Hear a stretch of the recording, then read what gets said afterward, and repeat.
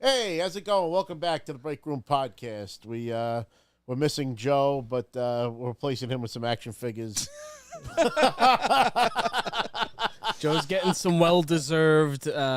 He's getting a well-deserved day I off went at to the the park. fucking Met game. It's like, come on, at least go to a good baseball team. You know? Well, not right now. I gotta be honest. I know. We're doing terrible. I know the Yanks ain't really, but that's the mark of a true fan. You can't just be a Yankee fan when they're doing good. Yes, I know. When I was a little kid in the '90s, the Yankees fucking were losing every goddamn time. My heart broke for Don Mattingly too because he was my favorite. Also, that message is for Jet fans too. Just Yeah, let you know. Jets. Big But at season least we coming got up. your boy now. I know. There's a lot of Jet fans coming out of the woodwork. Your chances of getting his autograph are, astronomically higher if we go to a Jet game, 1%. Yeah, but if you got his autograph, you'd be bringing him a fucking Green Bay jersey. Of course. You wouldn't be bringing No him. way. He'd probably I still keep sign. We're seeing- already off the rails. So we I fucking. already keep seeing signed Jet Aaron Rodgers jerseys, and I'm like, yeah, no, fuck you. It's not happening. When they show highlights of his career, it's not going to be him in a Jet jersey. So Unless he wins the Super Bowl. yeah, I mean, If he wins the Super Bowl for the Jets, that's going to be huge. Tom Brady-esque. Oh, Yeah. that would make my heart sing. I I want to see the Jets. I know you I'm don't not like them, rooting but I against- want to see Oh, the I'm not Jets rooting- no, lose. no, no, I'm not win rooting against at least them. once. Not rooting against them. It's just hilarious how all of a sudden Aaron Rodgers became the fucking darling. Like in like 3 months. For years, he was possibly one of the most hated. It's like when your people enemy in the joins your league. team, like Italy in Well, World War let's II, give it time because he may yet still be a pariah. That's what I'm saying. I'm sure. Got to watch out. We'll see.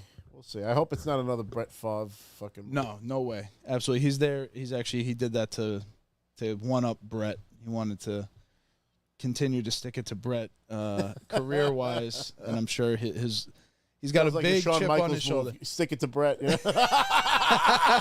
1 T or 2.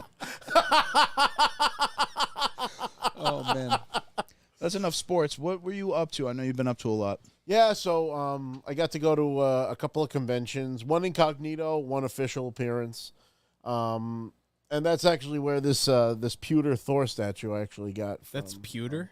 Yeah, What is pewter? it's like cast iron, not cast iron. It's like soft. it's like Like softer something- metal that's like casted. And I know they made like cups, cups out of it, in, like the bendable, medieval era like and if you, shit. like if you really tried, you can. I would bend them imagine out it's of a shape. low quality. I'm gonna like, leave it metal. in the box. It's nothing crazy. It was like a $20 toy or whatever.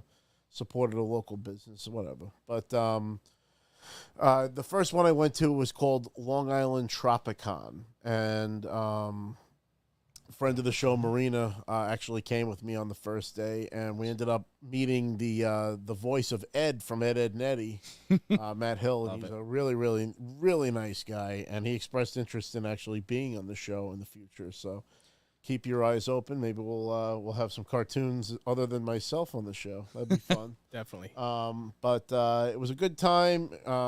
Just to complete the little toy hole here, in between the last episode and now, I got a couple of things in the mail. This Joe Fixit Hulk figure. It's similar to the Build-A-Figure that they came out with previously, except he's got a really nice suit. He has an alternate head with and without the hat. And he comes with a giant Tommy gun, which was my favorite part of it. And it was a Walmart exclusive. So, of course, the box is damaged because anything you buy from Walmart, the fucking shit, it's like... If they it comes play in the soccer mail, with my fucking package before it came to my house. The fucking Lionel Messi to fucking deliver my package. What the fuck was this? And then Big Bad Toy Store finally sent the Skeleton Warriors, or a 2-pack from the Masters of the Universe line, and I've been enjoying those figures, and anything that glows in the dark I'm a fucking sucker for, so that's why that's my little toy haul. I've gotten a few other things, but I we only have 2 hours to talk, so we're gonna run out of time. But that was the first show. Had a really good time. I even went the second day with my friend Anya, who is the real life Meg, and she'll probably join us on the episode when we have Ed on, because she's huge. Ed Ficcionado, And next up, I went this past weekend to Texas, which is why I wasn't on the show last Friday. Did we even have a show last Friday? I think we missed it, right? We were going to do a Sea of Thieves thing, but we were just like, We didn't have anything to talk about. there wasn't We have plenty to talk about now because there's been a lot of shit going on, but we'll get to that. But Texas was a lot of fun, really hot, but it was like not like humid heat, so you could like sit outside and like not like pass away. But if you have a beer, drink it within like 5 minutes because that shit will be piss warm by the time 10 Desert minutes heat rolls around. We had a good time. I went with Mandy, my cartoon wife, real life Lois Griffin, and we had a positive trip and made a lot of connections. And leading to one of our first topics, I had met a few celebrities besides Ed. I met a couple of the guys from The Sopranos at that Long Island Tropicon.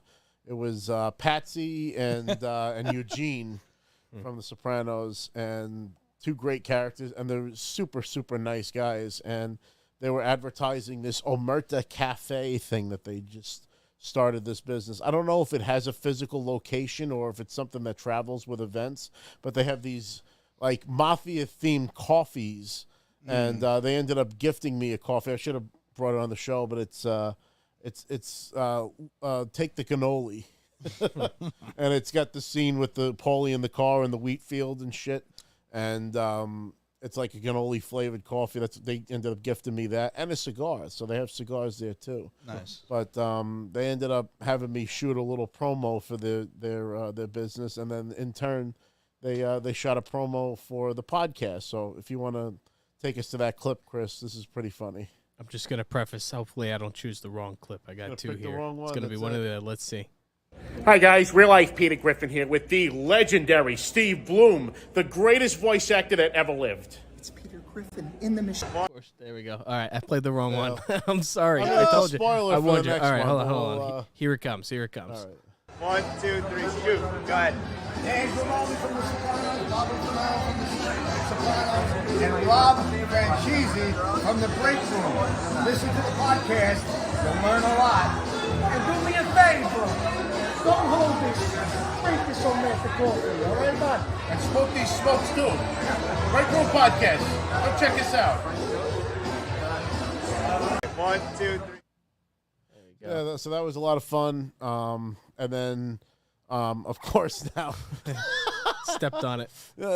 we at the Texas convention, one voice actor that I particularly really, really respect, Steve Blum, who, if you don't recognize the name, he was the robot Tom that used to introduce Toonami. He was Spike Spiegel on Cowboy Bebop. He was Mugen in Samurai Champloo. I had no idea he was also Robot Tom. Yeah, he was Robot Tom. He was. You just watched Goku and his friends. He does whatchamacallit, Wolverine in a few cartoons. He's the current Sub-Zero.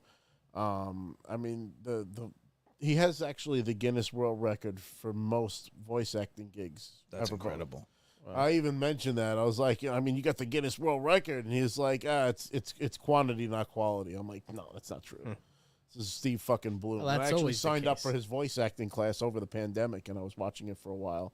But, financially, I couldn't afford it anymore. But they actually just raised their prices as of the 1st. Today. So they doubled the price of the course. So I ended up signing up for a yearly pass for whatever I think it was like $700 or something like that. But Damn. Now I have it for a year. Don't have to worry about it again.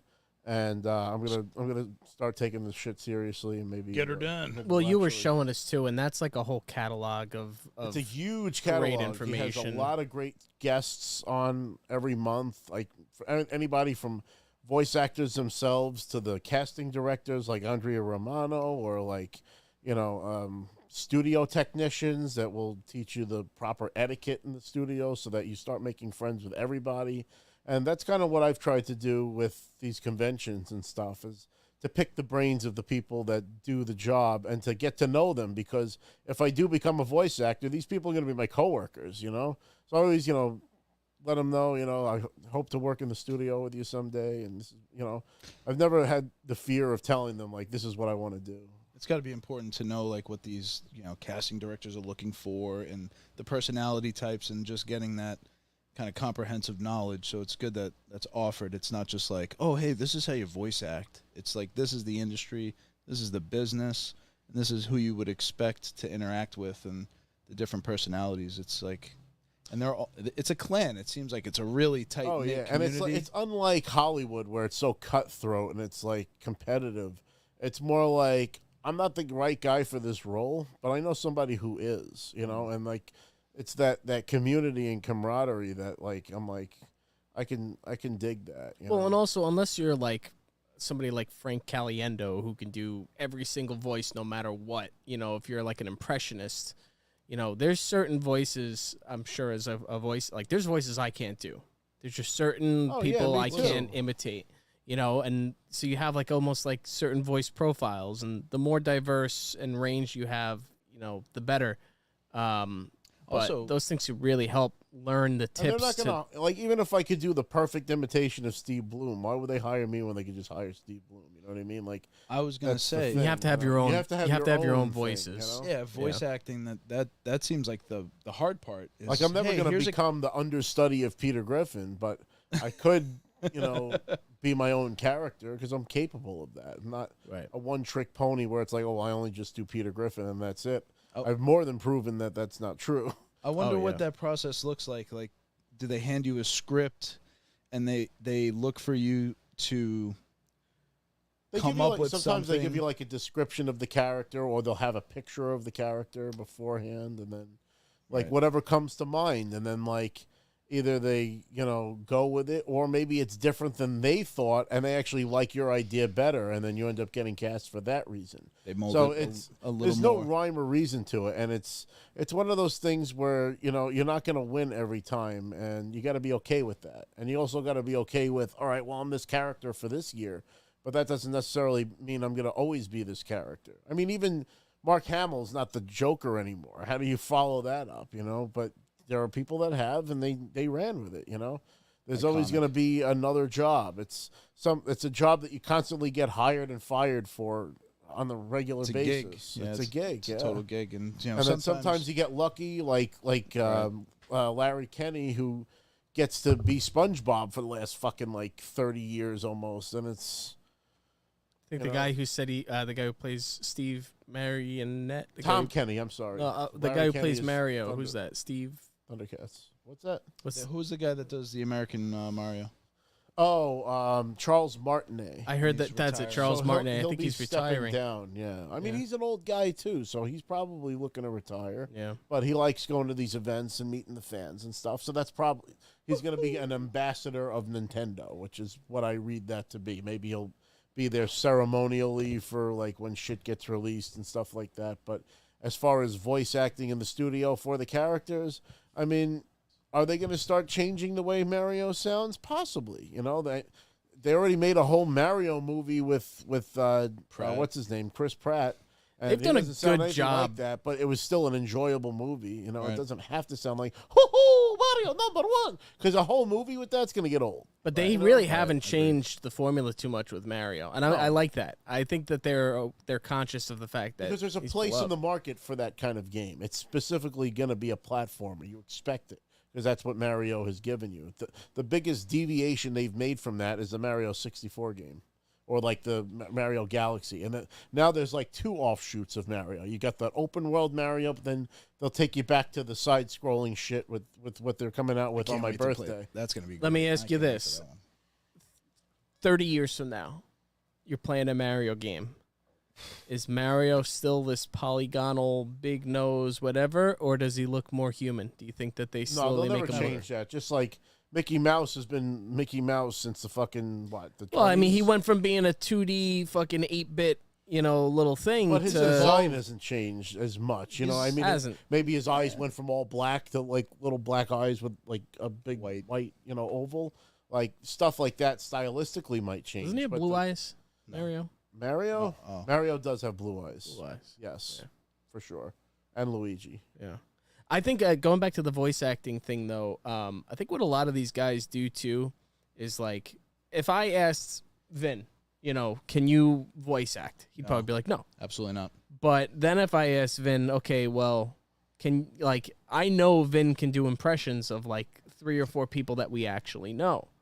And, you know, he could do, like, that's me. I'm usually really good at impersonating people that I actually know. And like that's a how a lot of manager. voice actors get their gigs, because they take from their real lives. Exactly. I mean, even Peter Griffin was a guy that Seth MacFarlane knew as a security 100%. guy when he went to college, you know? Right. It's an impression of somebody, you know? And even like all the Simpsons characters, you'll find that they're all poor imitations of celebrities. Like the mayor is supposed to be like JFK and shit, and the cop is supposed to be like what's his name, Edward G. Robinson. Right.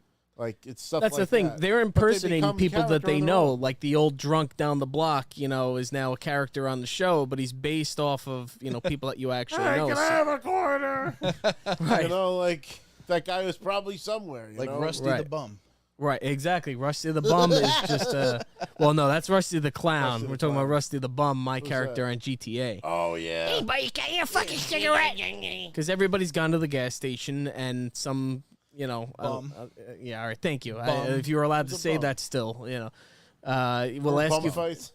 right, you know, it's, I don't want to be mean, but, you know, they'll ask you for a fucking cigarette, you know. And it's, Hey, buddy, you got a fucking cigarette? no, I don't have a cigarette, you know. Sorry. Definitely don't have. We've all cigarettes. been there. So I think that's one of the cool things about voice acting. Use is your it's mind's really, eye. You take you from your mind's eye. Like, what is Right. this thing? Whether they give you the picture or you get to read the character. Actually, it's funny.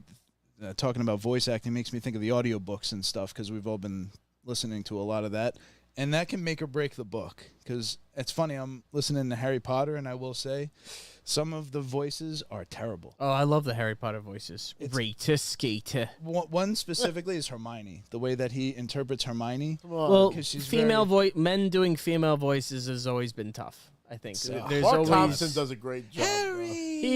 but some of his even Mark Thompson, who I think is one of the greatest. I'm like, why does she say Harry like that every time she sees Harry? Harry, Yeah. no. I'm like, Yeah, I this could is see getting that. fucking old. But I guess that's what he's reading on the page, and that's how he interprets the girl. And I'm just like, Jesus. This Well, is he's trying to be consistent too. You know, it's like there's only so many tricks you can do to, you know, feminize your voice, and I guess, you know, the trick is in trying to be at least consistent.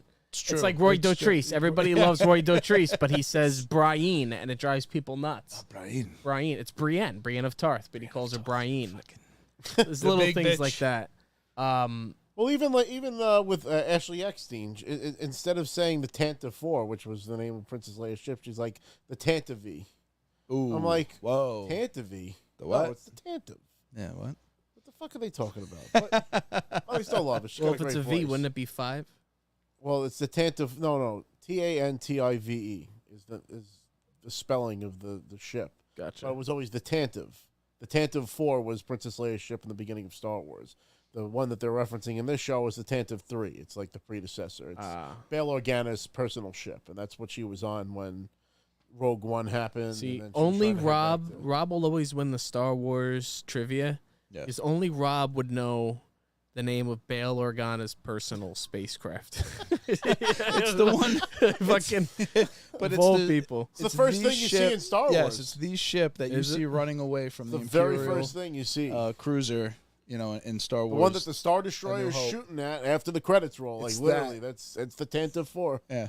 That's it. Which, funny enough, it was literally like a little model glued to the other end with a stick. It was Oh, like the yeah, most little cockamamie fucking thing. I love It the looks so bloopers good. where It's they like- have like they're blowing shit up and like the thing catches fire and he's like,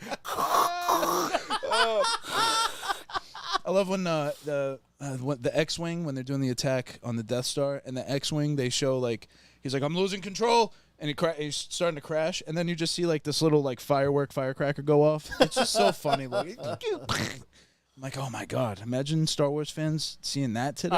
Porkins. This is Red Leader moving in. Lock us files in attack position. Well, we do still have to show the video there, so let them know what they're Mugen. about to see. Oh I know I yeah, so stepped on back it. to the the Tangent podcast. This is good. hey, We're- listen, that's all we back could do. to Steve Blum. so he was awesome you also got to meet him. gracious enough to shoot a promo for Two the of my podcast, and I shot a little video with him for Toonami, so I can't wait to see that. That's gonna be fun. I have. Oh, can't wait to see that. All right, let's get to the clip. All right, hopefully I play the right one. Hi guys, real life Peter Griffin here with the legendary Steve Blum, the greatest voice actor that ever lived. It's Peter Griffin in the machine. I'm just here to remind you to watch the Break Room podcast. It's amazing. Anything with him in it is going to be amazing. So watch it. Yay! Hi guys. That was Steve Blum.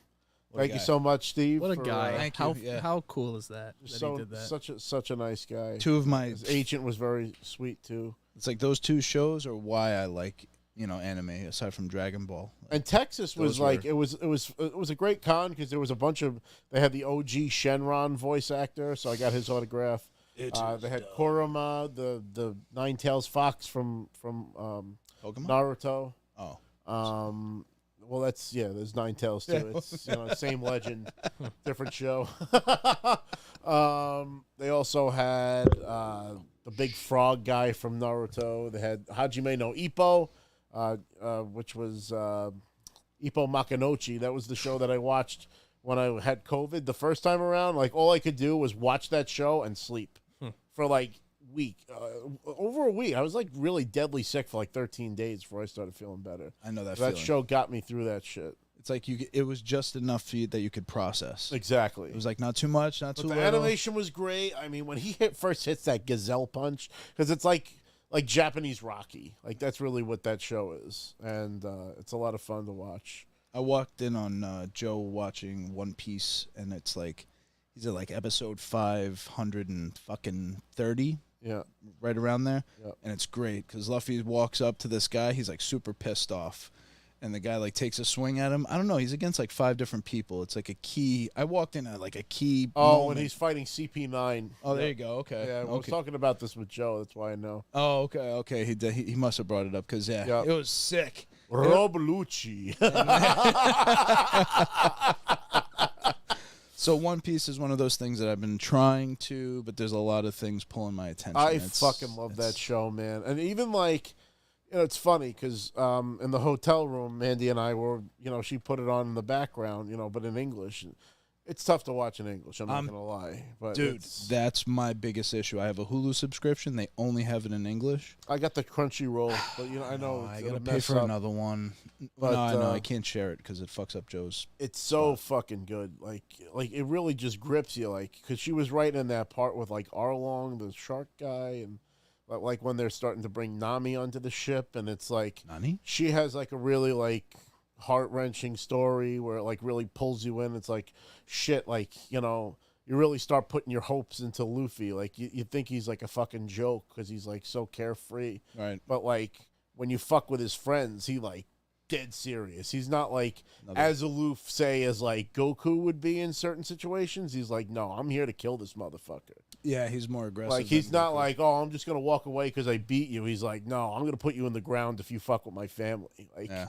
and that's what sets like Goku apart from like Luffy, like their personality wise.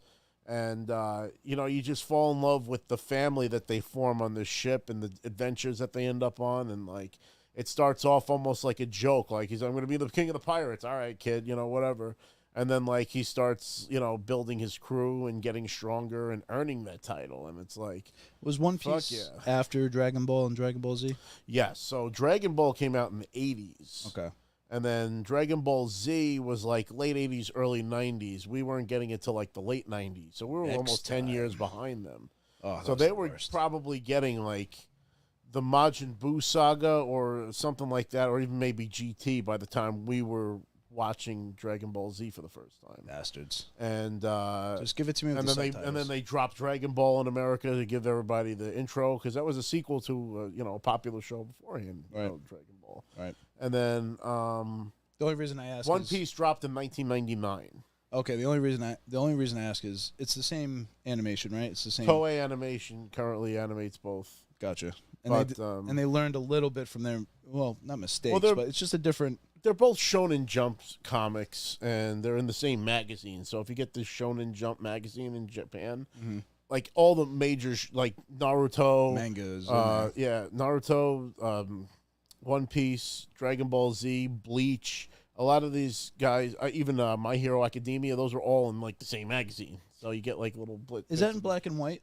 Yes. It is, right? Yes. It's funny. That's how they do it so rapidly, I think. Yeah. You don't have to ink it and everything. Yeah, but it's like I haven't read the manga. I can't do the backwards reading shit and like having all those little books everywhere. I have enough on my hands with the fucking regular American comics. I don't know where you're gonna. There's just There's stacks. just be nowhere There's to just put piles. that. No I'd have more to room start in the using it house. as a wallpaper. You can see at the that room point. we're in. There are just stacks of things and collectibles It's fucked to the ceiling, like everywhere. everywhere. I don't think there's a clear surface in this room. There's never been a clear In this house.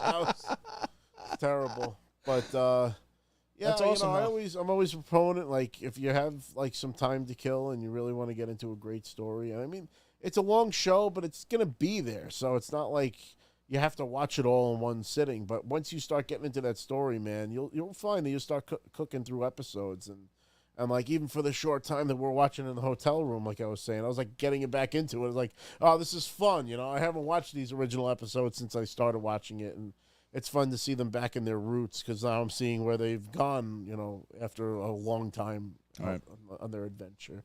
And I think they said that the manga is going to run for another 7 or 8 years, and then they're going to end it. Jesus. So there's still another 500 episodes. It's They're gonna have another- probably be over 2,000 episodes by the time this thing's done, especially Shit. with the filler and all this shit. Because sometimes they have to catch up, or like the animators need a break and stuff like that. Definitely. So they'll do these like recap episodes where they animate like a little chibi style One Piece characters, and they'll talk about the fight thus far, so that the next episode when you see Luffy finally do whatever he's supposed to do, like you have the fresh in your memory all the shit that happened, because it's like grand scale storytelling where they're like hitting you with like stories from all over the place, and if you've been watching all along, it all weaves together and all makes sense, and it's just fucking it's just great storytelling. It's the only storytelling format you could tell like a full book. Like if you wanted to see Game of Thrones or A Song of Ice and Fire really played out, it would require manga and anime to really get all those nitty-gritty details, all of those relationships, all those pieces of dialogue, those subtle ones that they always skip in a show because it's too subtle, it's hard to read. Like that's why I always like getting into a good anime, because it has that depth of detail, and it tells the story in a way that you can really soak it up if you really like it. Oh yeah, and he's not perfect, and sometimes he gets his shit kicked in, and that's what makes it like a diverse show. It's not like Goku gets knocked down, but then he's going to be back up in 5 minutes because he's a Saiyan, and like because he fought hard, now he's even stronger. And that would take like fucking don't do that. That would take like 8 episodes to get Goku back. Goku would get hurt and be gone for the whole time you wanted him there, and then finally would show up in the last like handful of episodes of that block. Like Cell, he's hurt the whole time. He's sick. Fucking even with but like Luffy's crew is like more on par with him, like of course he's the strongest. I got you. But like his people can hold their own. Like I would say Zoro is very much like his Vegeta, except that, he's his first mate. Like imagine if like Vegeta was super loyal to Goku, like that kind of thing. Like he's like tough. He could take down like big fucking name guys, and a lot of pirates fucking fear him because he is who he is, and then and smoke. Even like characters that don't have like any kind of strength or powers, like Nami will she'll use like technology and shit that's built by Usopp, who uses his brains and his his sharpshooting skills and shit. So like everybody brings something to the table, and when you bring them together, they're stronger together. Whereas with Dragon Ball Z, what they've done a lot of is Goku, Vegeta. Now, what the fuck happened to Yamcha, Tien, Krillin? These guys were all like fighting alongside him, and then they got dusted, and they got completely forgotten about. Yep. You know what I mean? Those are the original squad, Well, we're on an anime tangent. This is all kind of circling back to your interaction with Steve Blum. And the anime convention that I was at. Yeah, it was specifically an anime convention. It was called RGV Super Anime Fest. They had a bunch. And Steve Blum was also Orochimaru on Naruto. He's like the snake bad guy for much of the entire series. Shit. Yeah, that's why it was like a big Naruto like themed convention. Like there was a lot of the people from that. I noticed Comic-Con last year was heavily anime themed. Yeah. Like everything was One Piece, Naruto, everything. Yeah. I was like very surprised by that because I guess in years prior, it was like, I don't know, Marvel heavy or comic book heavy, not manga, Japanese culture, and Well, anime. that lower part to like the side, like not the main floor, but like those stairs that you can go down, not towards the food court, but the opposite way. Right. That was always DC. Oh, DC always had their shit there. Hall like, H or whatever. especially when they had Ben Affleck as Batman. when they had the 75th anniversary of Batman, they had every Batman costume from all of the movies on display there. I got to see Keaton's fucking suit and shit. There wasn't It was enough. really cool. There was not nearly enough of that stuff. Because I'm not a huge anime fan, and when I went to Comic-Con, it was like, What the fuck? this is Now anime. It's Yeah, definitely there wasn't- changed. I mean, I've been going to New York Comic Con since 2008, where you can like buy a ticket at the fucking door and go chat with Lou Ferrigno. For Not 30 anymore. minutes. Like, That is sold out. I keep getting emails. They are like so limited. Sold out when I it's have ready. I have Friday. I have 2 tickets for Friday, but even like you could pretty much only get a Sunday ticket right now. I was like, shit. This is still. Sunday's a good day if you have Monster. kids, because that's Kids Day. Oh, is it? Yeah, I don't know if they get in for free or something like that, but that's the Kids Day. But it's also the day to buy shit, because people don't want to lug their shit back to Jersey or wherever they came from. So they'll make They'll deals sell. on stuff before the end of the con. It's like, all right, That's an insider. that's how I got a bunch of my Bowen statues. I ended up negotiating down. I think I paid like the guy like $700 or something like that, and I got 3 statues out of him. I got Thor with the swinging hammer. I got the Thing that's standing like that, and I got the Ghost Rider with the flame in his hand. I can Like, just picture you sitting each on one the- of those statues is worth over $700 now. I wish there was a picture of you on the Long Island Railroad sitting next to those fucking Oh, things. it was fucked up, especially because we walked all the way back to the Penn Station Yeah, of from course. the Javits Center. So It's like pre-Uber. walking blocks with fucking statue handful- boxes this big. It's like with no bag. It's like, what am I gonna do? You know? Got these on sale. Now I just gotta haul them fucking home for the But I next got 2 them hours. home, and they're up in the curio now. They're Nice. on my shelf forever. But Comic-Con's always fun, and it's always a morale boost for me because I get in on myself all the time. Self-deprecating and whatnot. Well, I wanted to get it's to always some of a- the comments a here, lift. actually. We had somebody say, holy crap, real life Peter Griffin here. Yes. Hunter. This is the real life Finder? Peter Griffin's podcast, Hunter Pinder. Pinder. Welcome. Phil Dunphy, when you were talking about when he Steve saw the Blum, Steve Blum video, he said, wow, he said, I want to smoke a cig with Steve in a spaceship deep in the depths of space. Bang. Bang. Yeah, he seems like a really cool Cowboy guy. Bebop. What a guy for doing Super that for chill. us. And so I highly recommend his voice acting class for anybody looking to get into voice acting, because he's got a wealth of knowledge on that website. Yeah. So talking anime, kind of pivoting. You Yeah, just that- recently watched a ton of cartoon because you caught up on all of Rebels Oh yeah. in preparation for. So I watched all of Clone Wars, then all of Rebels, all of Bad Batch, just for good measure, because Love I it. didn't know if it was going to be involved. But I ended up being happy that I did, because I love that show. So and great. I can't wait for the next season, yes. whenever that comes. And Beautiful, then by the way. Simultaneously, I was listening to the audiobooks, which has helped my blood pressure tremendously while I'm driving. Told you. And I've listened to all 3 of the now canon new Thrawn books, which introduced Thrawn once again, but from the perspective of the Empire and from his perspective, as opposed to being the big bad of the series, which was interesting. And Mark Thompson fucking kills it. So if you have Audible, I highly, highly recommend the Mark Thompson narration. And he does the original trilogy too, The Heir to the Empire. So I ended up splurging. I spent about $60 on Audible, and I ended Worth up it. buying the original Thrawn trilogy, which I'll listen to. I think I'm gonna skip for a little bit. I think I'm gonna. I bought the Hobbit and the Fellowship of the Ring, narrated by Andy Serkis. That's And, fucking cool. I kind of want to check that out That's for a little worth it. bit, and then I'll go back to Heir to the Empire and stuff like that. That may be the But- only way I could consume those books. I don't know if I could. They're really fantastic, read man. them. And the Hobbit is only like that thick. It's like not a thick book. None of the books are. They're like, very long. childish, though. I tried to start that, and it was The fresh off Hobbit of Game was- of Thrones. The Hobbit was childish because it was Yes. written as a children's book. But Fellowship of the Ring is not.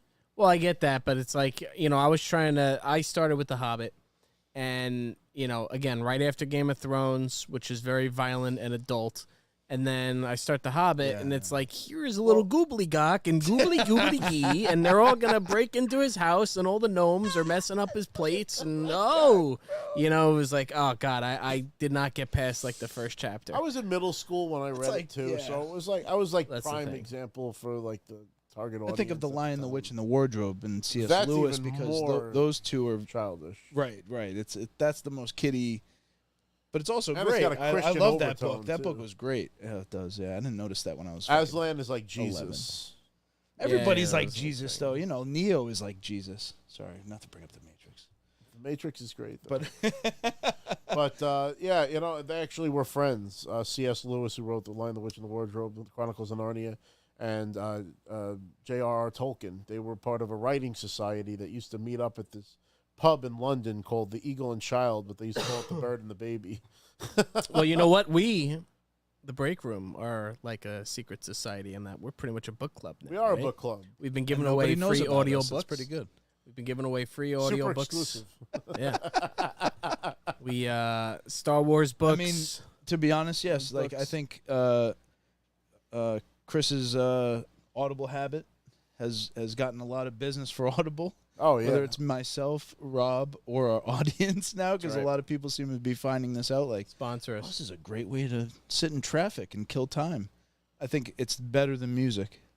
It is, because I mean, when you're driving to work every day, listening to your music, for me, like, and I love music, but you get sick of it. Yeah, and because I listen to the same shit because I'm kind of in my bubble. Right. So I got the playlists, and I'll let sporadic new shit kind of feed itself in there, but end up playing the same 5-6 playlists depending If I on my listen to mood. Dark Side of the Moon anymore, I'm going to turn into a fucking prism. I gotta. No wonder why you're depressed. I gotta.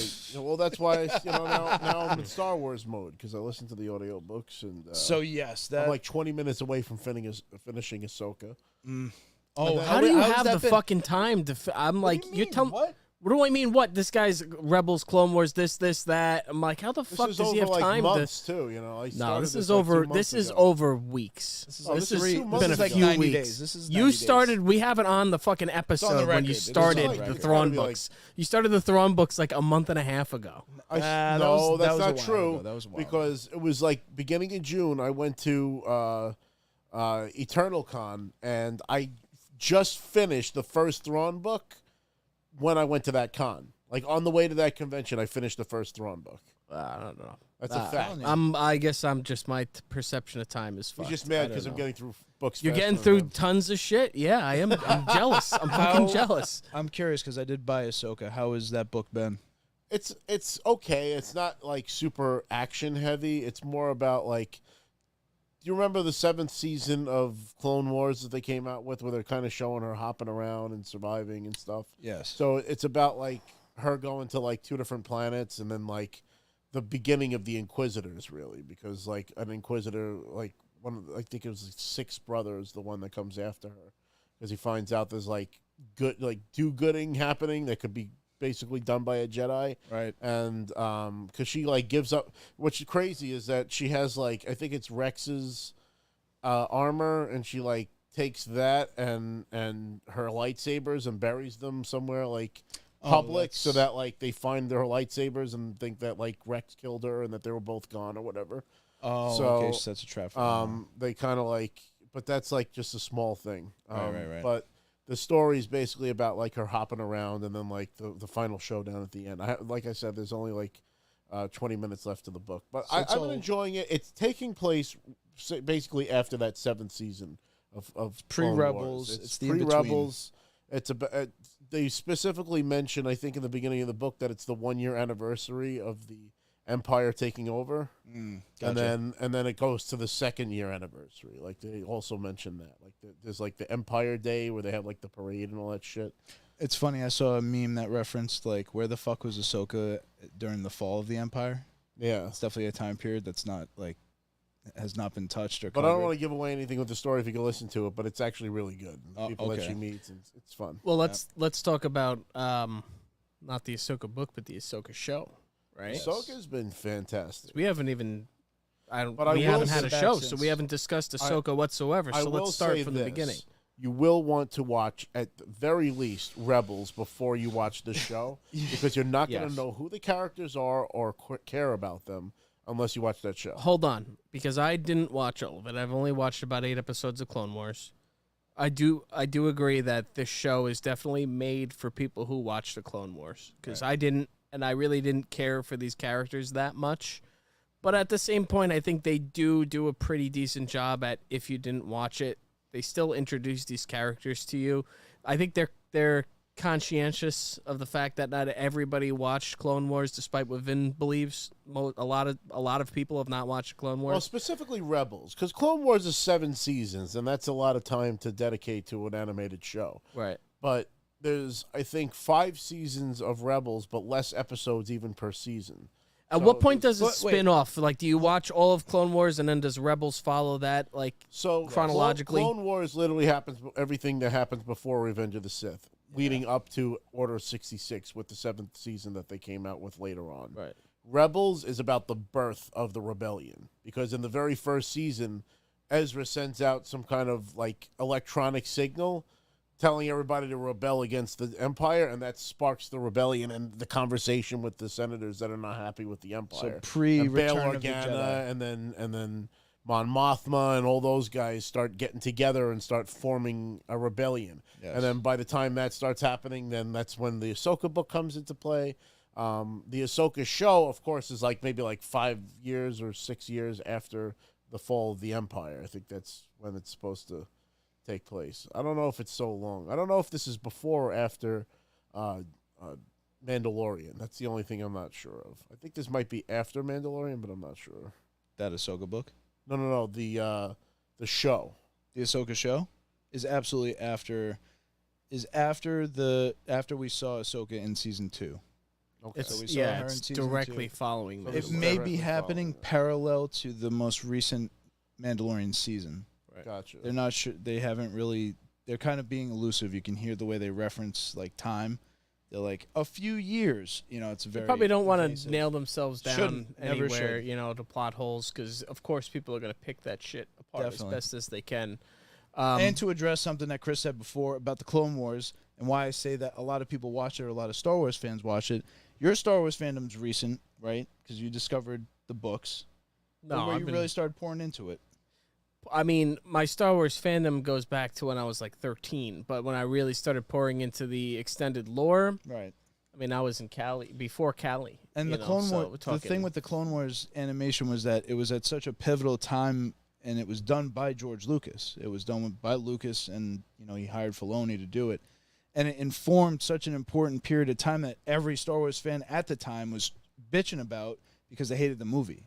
Because the Clone Wars movie is a lot about Padme and Anakin's relationship, and it's not about the Clone Wars. And then you skip to the next movie, and they didn't address anything that happened during the Clone Wars. So there was a movie called The Clone Wars that wasn't really about the Clone Wars. It was about the beginning of the Clone Attack Wars. of the Clones. Yeah. Oh, Attack of the Clones, right. So this whole thing, when it came out, it was like a big deal, and people fucking they kind of hated on Ahsoka. She was like a very hated character initially because they were just like, she was a she's a female, kid, she's strong like- female lead. I mean, yeah, it goes to I'm watching it now. I'm like, there's nothing about the character that I could hate. There's What can you was hate about her? She's, anything you new. know- It's like one of those Star Wars things. It's Yeah. like anything new. No, it's a new character they're trying to shove down our throats. I mean, Jesus. Right. But the Anakin that they show in that show is so important because it's really informative of who the character actually is versus. He's the real Anakin. The- Like he's who Yeah. Anakin is. A Like lot the show of- gives you, the movies give you, Anakin physically, but to know Anakin and to know the relationship between him and Obi-Wan and the true friendship and the like kind of like rivalry, friendship, father son, but be more like a big older brother, kinda. big, yeah. That's shown through the course of the Clone Wars show. So I just make the point that at the time, because it was such a big deal, a lot of people watched it. It was definitely heavily watched by people who were, Star Wars fans.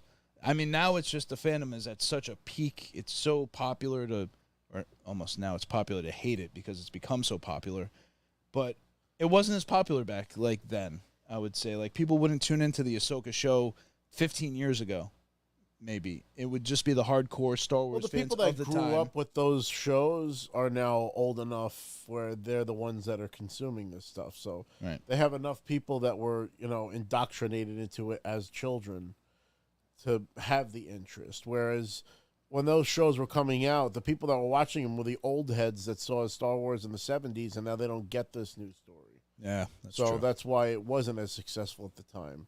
But then there were kids that were watching that show, and it was extremely popular at the time, despite not feeling like it from our own perspective. Right. And even myself, I didn't give. I didn't watch it till later. I didn't watch it till I was Well, early here's the 20s. thing. When I was a kid, I had my own, predisposed notions of what the Clone Wars were. I had my own fan theories and shit because, I watched these movies when I was a kid before there were sequels or prequels or any of this shit. Yeah. So it was like, oh, well, who are these people really? I used to think that the Emperor might have been a clone of Obi-Wan or something like crazy. The Clone Wars, what the fuck is that? And then it came out and it's like, oh, they're just stormtroopers. And it's this is the story of the book. I'll take it one step further though and say that even less people, Star Wars fans included, have watched Rebels.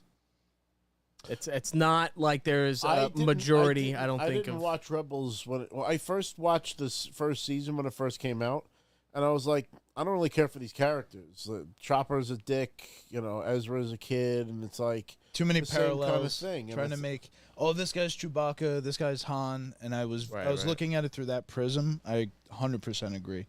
I think for me it took like watching the first. I don't know what made me go back. I think I watched all of Clone Wars again because they came out with that new season back, a few years ago, and I just said, "Fuck it, I'm gonna go back, watch everything again."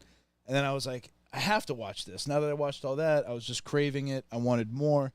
And after I got through the first season, I was like, holy shit. Once Vader comes on the screen, it's just like elevates the whole show. And I was like, oh, I see what this is. I see where this could and go. specifically for you, because then third season drops and Thrawn's That's where in the show. That's the first time you see him out of the books. That's the real, I'm definitely interested in watching it. I've planned on it, and then just time, and then It's the next thing you should watch if you're not in the middle of binging something else. I would start with Rebels because at least Ahsoka's out, so it'll make sense with the show. I still have to catch up to episode 3 for Ahsoka. I haven't caught that yet. But I did want to ask. Well, first, let's just some of the comments we have here. Phil Dunphy says Ahsoka was purposely crafted to be annoying because she was a child. It was Filoni. It gave Filoni the opportunity to grow her character and have that character earn respect from the fans.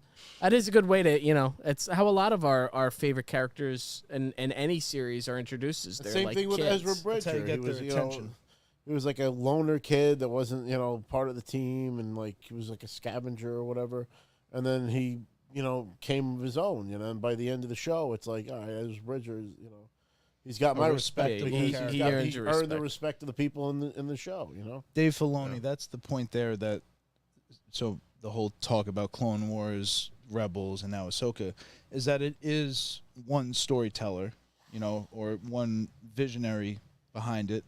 And that's what gives it its continuity. That's what gives it that feeling that these stories are interconnected in a way that doesn't feel forced, because that's been a problem recently. They're just trying to recreate the Marvel thing or whatever. They're just, it's not natural or organic, where this guy's the Padawan of George Lucas, directly handpicked because of what he did with Avatar, First Airbender, and brought on as such a fan. So Dave Filoni's like you or your brother or yourself or us that first a fan, just loved Star Wars as a kid, grew up with it, and then was living out his dream, getting to meet George Lucas, sitting in that room. He initially thought that the phone call he got from LucasArts was a prank. Lucasfilm was a prank. Yeah, It's like, who is this really? And it's like, he thought this is Dave Filoni. He did the Avatar the last. He's like, yeah, that's me. He's like, yeah, George wants to talk to you. It's like, unbelievable. What? Wow. So the true Padawan. So there's definitely I would say high expectation that this show will really deliver what we've been looking for. Aside from Mando, which he's also involved in. Mando. Hey, Mando. So and we got a preview of her. It's funny because just the casting alone has been so good. The characters on screen really reflect, I feel like, what we saw in the show, where the line is blurred. I'm seeing the characters that I watched in the anime actually there, and I think, I can't think of her name right now. Harrison Dula? No, sorry, Ahsoka's the actress for Ahsoka. Oh, Rosario Dawson. Yeah, there we go. She was like the dream casting from when it was an anime. It was like, oh, you know who could really do this? Her. People would come up with, fan art and stuff, and I remember that. Yeah. She was interested in doing it, and they did land it. So it's like, for me, having watched all that stuff, it's really a continuation. She's the one person from Clerks we haven't met. Yeah, no, she was a little too busy being Ahsoka to be at the 25th anniversary of this Secret Stash, because they had everybody else from those movies. You never go ass to mouth. Yeah, exactly. Sometimes. Perhaps. From the comments here, Little Joe says, "Hey Chris, nice shirt. So it's time for the free audiobook of the week. If you can figure out what this shirt is from, you get the free audiobook this week. First to guess I expect that answer what to come this in shirt quick. is from. I didn't get it. You get the guessed Vin wrong. didn't get it, so that's where guessed I'm wrong. like, maybe you don't know. You might say, oh, I didn't you get recognize it, either, it. but also, What's that? I didn't get it either. So Well, there you go. that's 2 so for 2. whoever can figure out what this shirt is from, what I don't want to give it away series or whatever. From something. That's for from sure. something. It's a I know shit you shirt. recognize it. Take a look at the It's a famous shirt. context clues. Take it palm in. trees. Let's see that. Little Joe thinks it's Far Cry. It's not Far Cry. Right? Okay. See, it wasn't immediately. There you go. There you go. He got it. He said it. That's what it not is. GTA 5. Not Yeah. GTA 5. It's Vice City. That's right. This Hey, is Joe, now you got a free audiobook, so you don't have to curse in the car like me. Tommy Yeah. Vercetti. There you go, Joe. It's your turn. You get the free audiobook. This is the Tommy Vercetti Vice City shirt. That was Oh, actually yes. a funny Hell story. yes. We went to the movie theater with Joe, and I didn't have the audiobook on because I had, people in the cars. You're not going to put that on when there's other people in the car. Yeah, I And do. I started cursing. I do. Chris definitely I does. started cursing. And I was like, this John. is what happens when I have my fucking audiobook. And Joe fucking lost it. I tell you, I prescribed Rob that audiobook. I did. I said this is gonna help Save you. his life. It's on the Did. It's on Save his film life. somewhere. At least extended a little bit. Saved your life, and it probably saved somebody else's life because you would have fucking Yeah, you never beaten know. somebody to Could death. be. So you know the rules. If you don't know, if you're first time tuning in, when you get one of these audiobooks, we're not just gonna give you any book. We're not gonna give you fucking Ronald Reagan's greatest hits, fucking biography.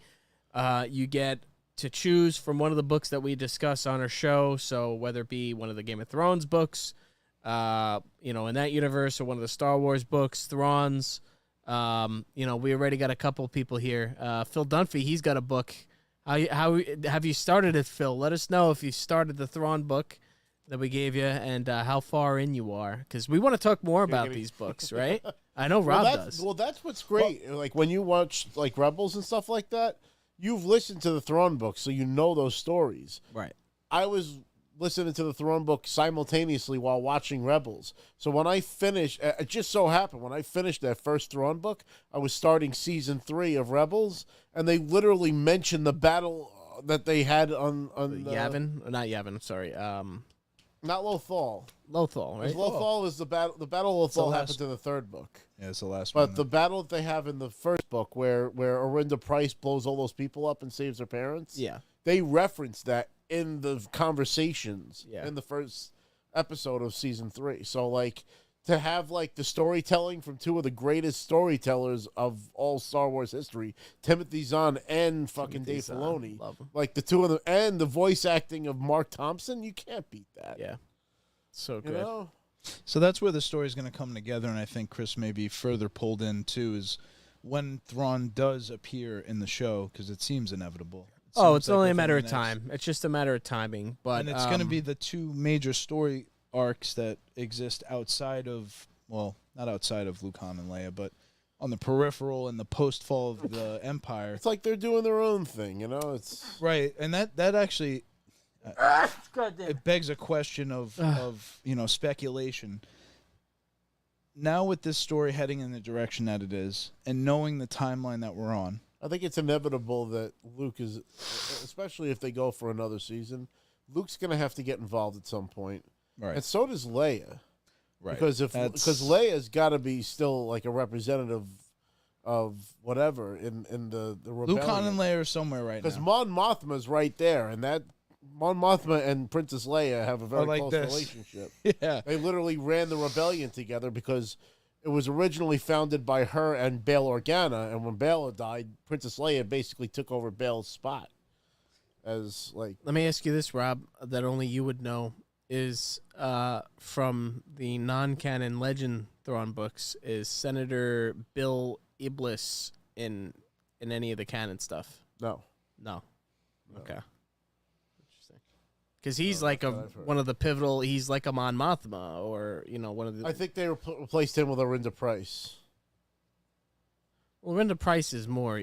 She's Imperial though, right? Yes. Yeah, he wasn't. Bill Iblis was. Oh, that's right. You mean from the rebellion? He was like one of the leaders of the rebellion. Well, they did say that. Well, you said you haven't watched the latest episode of Ahsoka. No, not yet. because there's like one of like they're trying to appeal to the maybe this happened in the second episode. They're trying to appeal to the rebellion to like intervene because they're finding like imperial.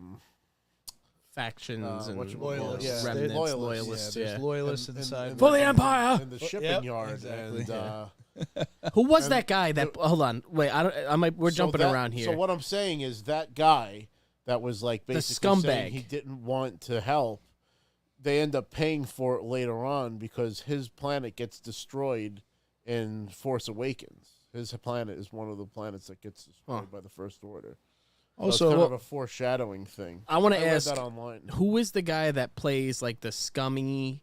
Like he ends up being an Imperial loyalist. He gets arrested, I think, at the end of episode 2. industrialist guy? Yeah, the Oh, the bald industrialist guy. dude? That actor, like I don't know if he's He from was in commercials. Was he in House? He was What is one he of the from? doctors in House. That's what it was. I think he's also just from commercials. I He's been recognize in a lot him. of shit, but Yeah. what I know him from specifically I know. is House. I know what you're saying though. I think he's That from a guy. He's like from movie. commercials or He's- something where he's always a sleazy or like He's always a bureaucrat, yeah.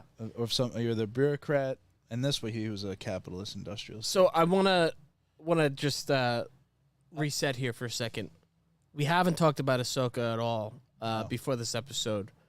What are our initial impressions, and what do we rate it? And we'll start with you, Vin. So, I mean, initial impressions are very strong. First, visually, and it feels like a Star Wars movie. Yeah. It's of a quality and a style that's very reminiscent of George Lucas. Whether it's the transition swipes, but also the music. I forgot. Phil knows. Phil, if you could put it in the chat there, who is composing these episodes, doing a great job because that it's perfectly done to draw you in as well. So it definitely Is feels. it Ludwig again? The guy It's not Ludwig, one of the whatever? big ones. It's not. Newer guy. It's not a movie composer, from what I know. I think he's kind of. I don't want to say like smaller. I just Kevin mean Kilner. Kevin Kilner. So I don't know what his credits are, and he's just doing a really good job. So those things, those boxes, those initial ones, those are checked. But story-wise and pacing-wise and what you're seeing on screen and how they are drawing you in, I think that it's patient and they're taking their time. Actually, when you first see Ahsoka on screen, I don't think you hear her speak for the first 5 minutes or so because she's concentrating on what she's figuring doing. out that puzzle. Right, and that's interesting because she's using force powers that we haven't seen on screen either. We've seen them in the video game, so like those force echoes and some of that. I think that's also in the books too. And it also shows the maturing of her character too, because even in the Ahsoka book that I'm listening to, she's narrating to herself, and she's doing it out of habit because she's used to talking to R2 on a mission, and she even says she misses the astromech because he was good in this situation, or he was somebody to talk to when she's on her own. So for her to go on an adventure and not have her little quips where she's talking to herself, that's a maturity of the character now. Now she's like a old wise Jedi kind of character. From the dungeons. Before you continue, Vin. From the dungeon is in the house. Hey, what's going on? So the first episode, I would definitely agree with anybody that says like, oh, it's a little slow. I would think those first 2 episodes are kind of like one. It's just one arc you need to watch. And the interesting part about it is those first 2 episodes are kind of what the epilogue is of Rebels. At the end of Rebels, you see a scene where Sabine is at the mural of her and the team, and Ahsoka is standing behind her, and she's with the hood up, and it kind of just ends right there. She like walks, and they're gonna go on their journey. So it's really wrapping up or bringing that whole thing together and putting it's a a bow. full circle story of what happened with those characters during Star Wars. Right. And it's so great because, again, Dave Filoni's behind it. So the visionary, he didn't direct the episode, but he wrote these. So it's just like that coherence and that level of, interconnected storytelling. It's a continuous story, and it feels that way. So it's been exciting to see. I was talking with Phil. It's been fun to speculate on what we said before, the timeline, where the story's going, because there's an inevitability of the whole thing, but it also doesn't feel like we're repeating a story we already know. It feels like new territory. It feels like an adventure. It doesn't feel inevitable. We just don't know what's going to go on. So we've been speculating on who some of the key characters are. It has all the elements, and the other thing I can't help but notice is when you watch Ahsoka on screen, her Anakin-esque behavior and attitude is very confident. It's almost cocky, but she's so talented. She's probably, at this point, we were debating, and Rob, tell me if I'm wrong, she's probably one of the top 3 Jedi, or at least top 5 Jedi, like Ahsoka? At this point. She's Obi-Wan level. She's trained by the Chosen One, Anakin Skywalker. So is she a Jedi though? Because isn't the whole idea that she left the Jedi Order? I think that she come back to it. I know I need to watch it. Gray Jedi, but she's a Force wielder that doesn't, So it's interesting. I was talking with Phil about this, and the Jedi that we saw, let's say in the trilogy, was the political Jedi. It was like it was kind of the Jedi worst. Order, right? It was kind of what they should have never become, and why the Force rose against them in a way, because the will of the Force is a big thing.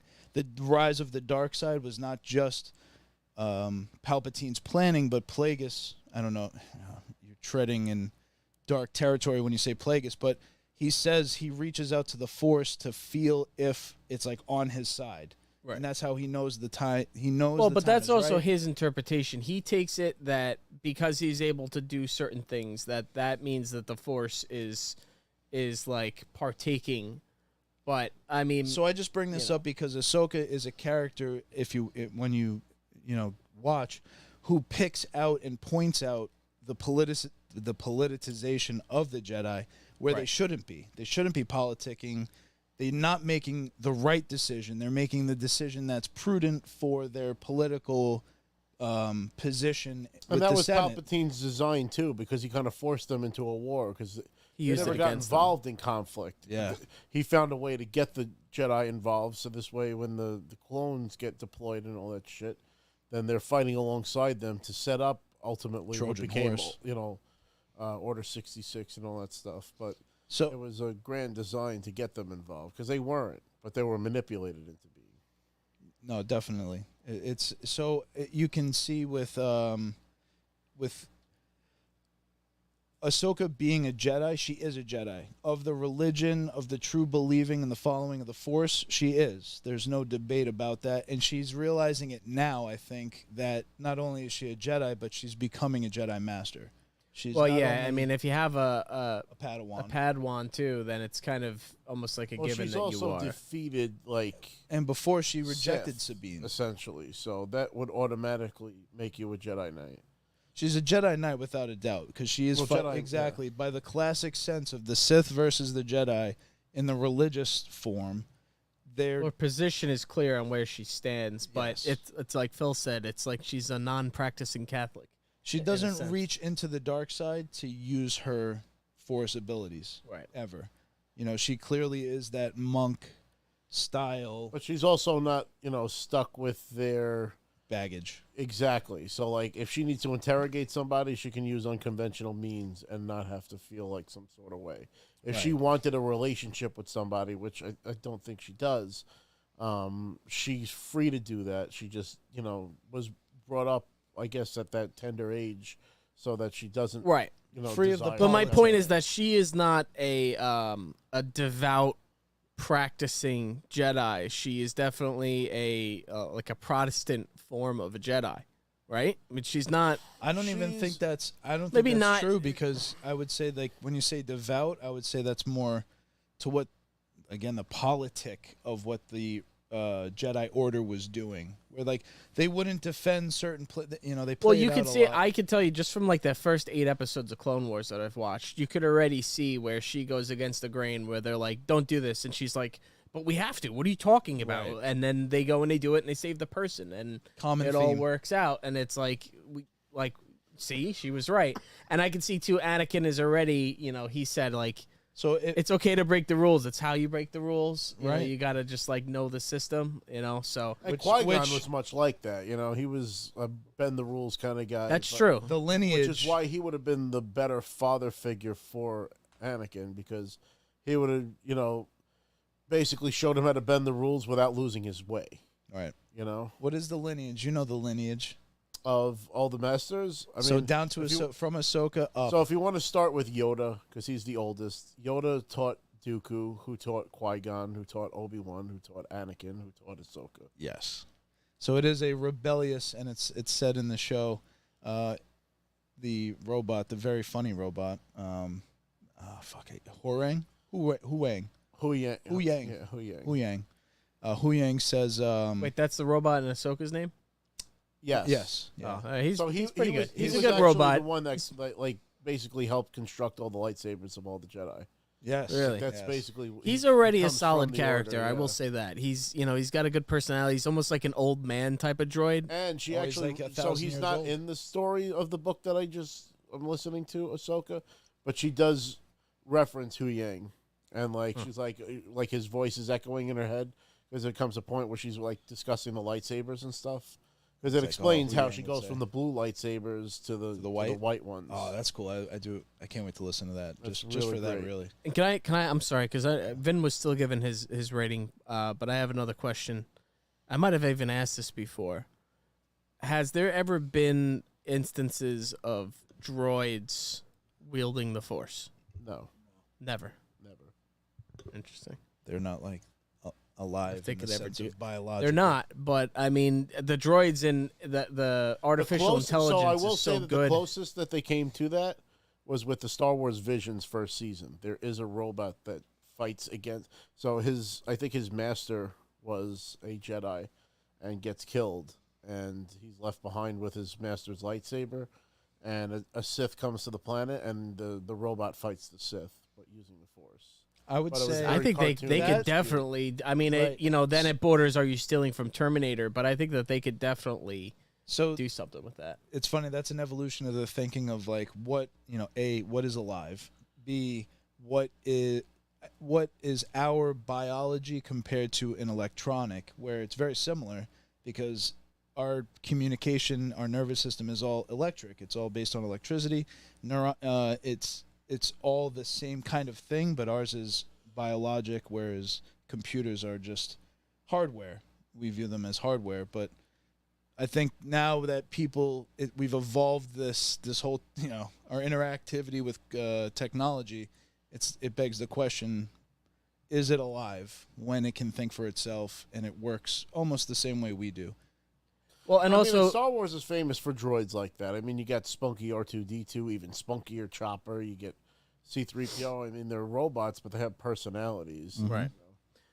It's like, where does a soul begin? Well, and also think Yeah. about like a cyborg is like part alive, part robot, right?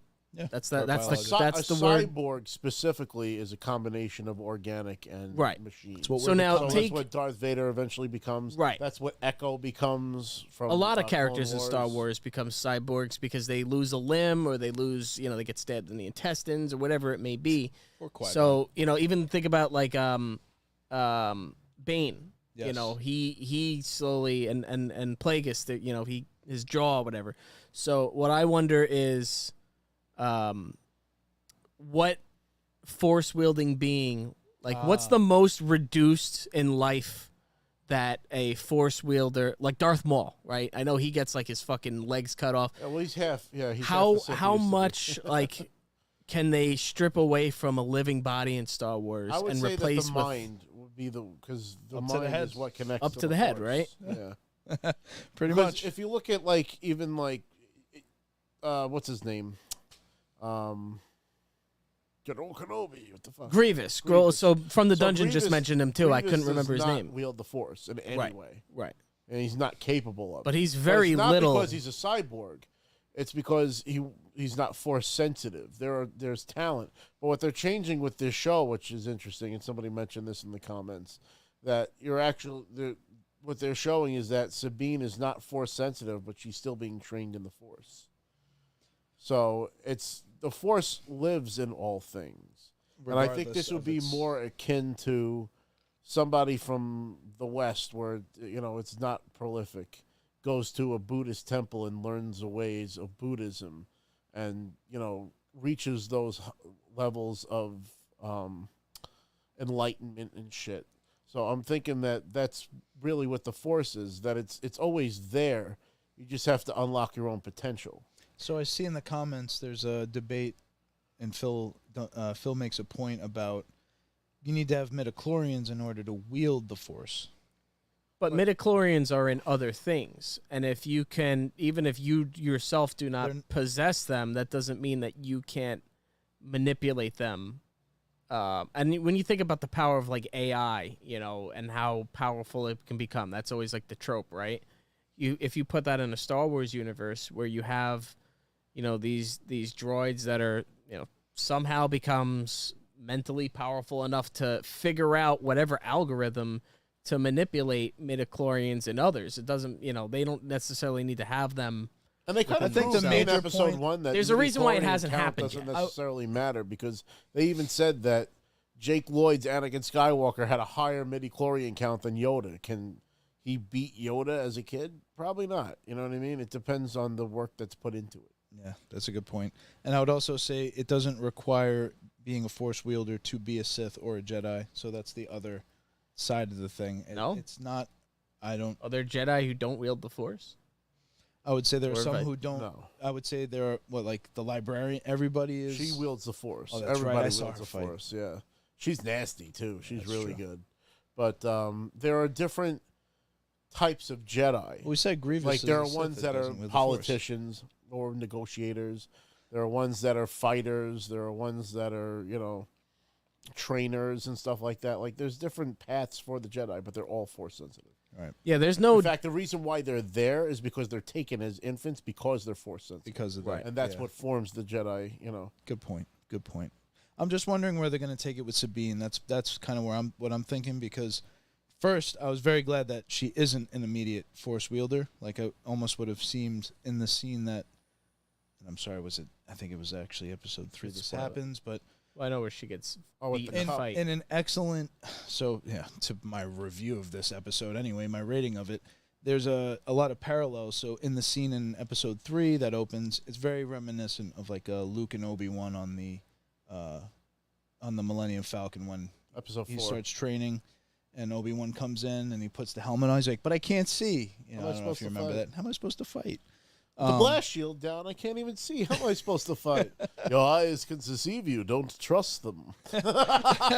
So it's not a replication of it, but it's obviously, it rhymes. It's a parallel, and it's well done, and it's a nice scene between them. And at the end of it, she's trying. Ahsoka's showing Sabine and talking to her about wielding the Force, and Sabine's down on herself because the robot tells her, "You're the worst Jedi I've ever seen. You, out of all the Jedi from the centuries I've seen them, you are the lowest, Force wielding Jedi." Well, but he said that to I thought to light a spark under her. I agree, because he's such a good teacher and he knows students well. Some students respond to Right.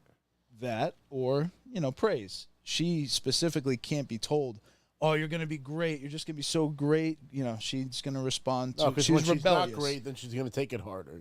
Yes, she's a rebel, and she wants to prove everyone wrong, and everything's about bucking that trend. So, another nice, consistent, arc of her character. And it will be interesting if they make her force wielding, because she'll be like one of the first force wielding Mandalorians since the Darksaber was created. Right. They brought that up. They definitely referenced the Mandalorians, and again, Huang there talks about it. So they're just, the show itself, I would say, is a strong 9. If you've partaken in the storytelling so far from Dave Filoni.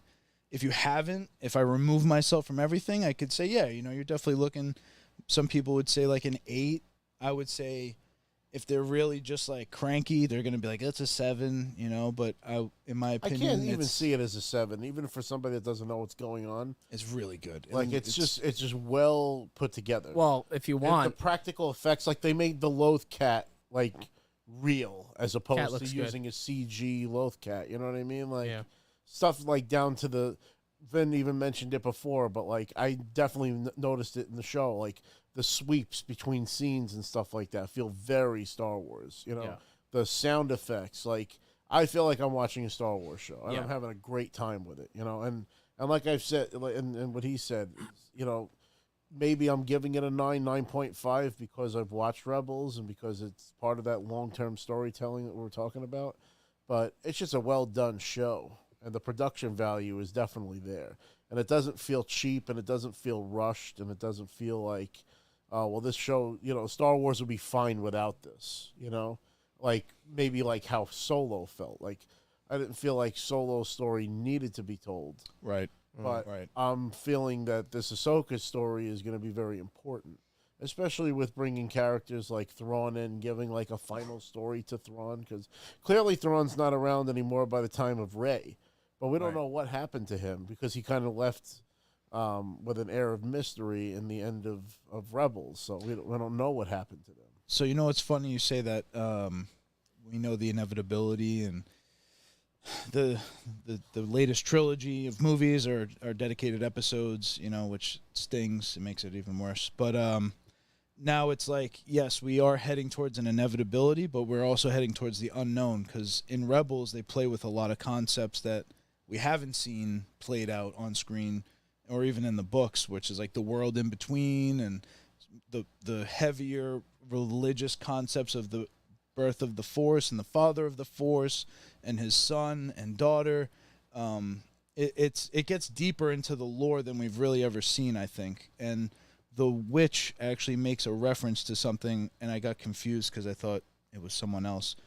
When they're building the warp engine, and they're talking about going to get Thrawn, they say, we could travel great distances at great speeds. And I thought I heard them reference time, but when time is referenced, it's referenced by the witch when she says Thrawn is reaching out to me. He's speaking to me through time and space. And I was like, oh man, anytime they bring up the concept of time in something, I'm like, all right, where are we going? What are we going to do? A lot of the storytelling, and I want to ask you, Rob, you've watched Bad Batch. Do you feel like Bad Batch is connected to the sequel, the latest trilogy of movies because of the cloning and the Palpatine aspects of what's happening? Strand cast? Well, it's definitely because they're showing how the Empire got the technology for cloning. Right. Because they literally shoot down the entire fucking cloning facility and steal the scientists that developed the science. Yes. And they only steal the girl to get the Geonosian to work with them. And the girl, they say, is a clone of Jango, but I feel... Kaminoan. The Kaminoan, yeah. The girl in Bad Batch is a clone, allegedly, of Jango, but it really feels like it's really like a female version of Boba. That's essentially what she is. Allegedly, and I also kind of feel like they might be pulling the fast one because she's Force sensitive, unlike any of the clones. And she, I think, is not what they're saying she is. I think she's one of the Strandcasts, someone that they cloned because they're trying to use Grogu's DNA to clone Force-sensitive clones, And that's like Palpatine's ultimate thing is to clone himself with the Force. That's been the problem. But isn't Imagine it if a it was thing a that clone of- clones? You can't make clones have the Force by cloning a Force wheel. Like I'm pretty Well, sure. that's what they were saying in the books, is that it wasn't possible. But what if they cloned somebody like Sifo Dyas himself? It's or Luke, the Luke clone as well. Isn't Luke, Luke's clone Force wielding? Well, that was from Heir to the Empire trilogy, right, the so like mimicry. that's no longer. It doesn't count. But I'm just saying, It was an interesting story though, because they clone him through the hand that's lost in Empire Strikes Back, and they take his lightsaber and give it to the clone. So Luke is fighting against himself with his father's lightsaber, and when he defeats the clone, he gives the lightsaber to Leia, and the original blue lightsaber becomes Leia's lightsaber. It's funny because the clone never speaks too. No. It's like it never. If I can give my rating though, I didn't watch Clone Wars or Rebels. I acknowledge that that's my fault, not blaming anybody but myself. Despite that, I feel like, and I probably would give it a 9. From the Dungeon gave it a 9. Phil said it's not perfect, but I wouldn't change a damn thing. The show feels earned. I would give it an 8, and I'm trending to a 9. I probably will end up ending with a 9, maybe even a 10. But it definitely has a Star Wars feel. Like Rogue One to me always felt like a movie that they just painted Star Wars around, whereas this is built from the ground up as Star Wars. I love the beginning scroll that they did that scroll in the beginning, but that it's also unique and different and has like that red text, and I feel like that's just, I don't know, that goes with like the whole Thrawn look a little bit. I'm really curious to see where it goes. I do feel like it was a little self-indulgent and cheesy. Again, as somebody that didn't watch Clone Wars or Rebels, I'm like, when there's these feel-good music like moments and they play the music to like, assist with that feeling. For me, I'm not feeling it, so I'm just like, eh. There was definitely a little bit of eh, but again, I acknowledge that that's my fault, and I probably wouldn't feel that way if I actually watched everything. I do feel like the Sabine character was a little cheesy, little self-indulgent with the, we get it, she's a strong, rebellious female lead, she's a punk. I get it, It's the end of her punk phase, actually, Well, but that's the thing, is you're already starting to see that. I will say, actually, one of the characters that nobody mentioned yet that initially I was like, oh, who the hell is this? That's always my, I think the way that a lot of people see things now, especially older people, like, who the hell is this guy? What are you? Oh, what are you gonna learn We were just talking about how they did it with Ahsoka. Ford? Yeah, so definitely. but so you have like we'll call them Sith. I don't know what they are, if they're gray Jedi. You said they're Sith or trying to be Sith. I don't remember their names. But the chick, the girl, The Inquisitors? are they Inquisitors? Maybe they're Inquisitors. Not all 3 of them are. Not all 3. Well, you got the guy and a girl, right? And he's obviously, one is the master and the other I guess one's they like can't be Inquisitors, because the Inquisitors worked for Darth Vader. Well, they're working alongside with an Inquisitor He could because he be had like the a blade. Star Killer. It'd be interesting if they brought Star Killer into the story, because he was the Force. Imagine that guy was old Star Killer and we just didn't know it. Well, the they've been- guy that played him, Sam Witwer, has been credited to be somebody in the show. But Well, actually, we'll talk about that in a second because Phil just mentioned his name. But I just wanted to say the younger girl, the Inquisitor or Sith or whatever the hell she is. Oh, right. She had like that gaze. Yeah. She like, She after doesn't she blink. stabbed. Yeah, she doesn't blink. She like always like stabs this. Sabine, and she's just like, I'm like, what is this bitch's deal? Like, what is she? But I don't know. Where'd But she I'm come intrigued. I'm also their intrigued by lightsabers it. aren't blood red, so that's also interesting. He The fact that- seems. And can I just say that Ray Stevenson is the fucking Oh, man? he's What great. a loss. Yeah. What a 'Cause loss. I loved him, even before the Star He was Wars great in thing. Rome. He right was in away. Rome. Fantastic and everything. His presence, his on-screen presence, or whatever. It's It's right felt. there. It's just Yeah. like you bought into Perfect that fit. moment. We are not Jedi. We're no Jedi, and it's just like, oh, that felt badass. There's no like corniness. It's not some weak ass fucking little twig. This guy's tough. Yeah. But the thing with that character is he seems very conflicted. Like he seems very It's gonna be stoic, and then sad to Yeah. kill the Jedi because it's there's gonna so be sad few. to kill them. And I don't know what to make of them because their lightsabers are not pure red, which speaks to their commitment to the dark side. I believe it's said when you get your kyber crystal and do. Corrupted through the rage. Maybe in they're your trying heart. to make them red. Maybe they're little by little.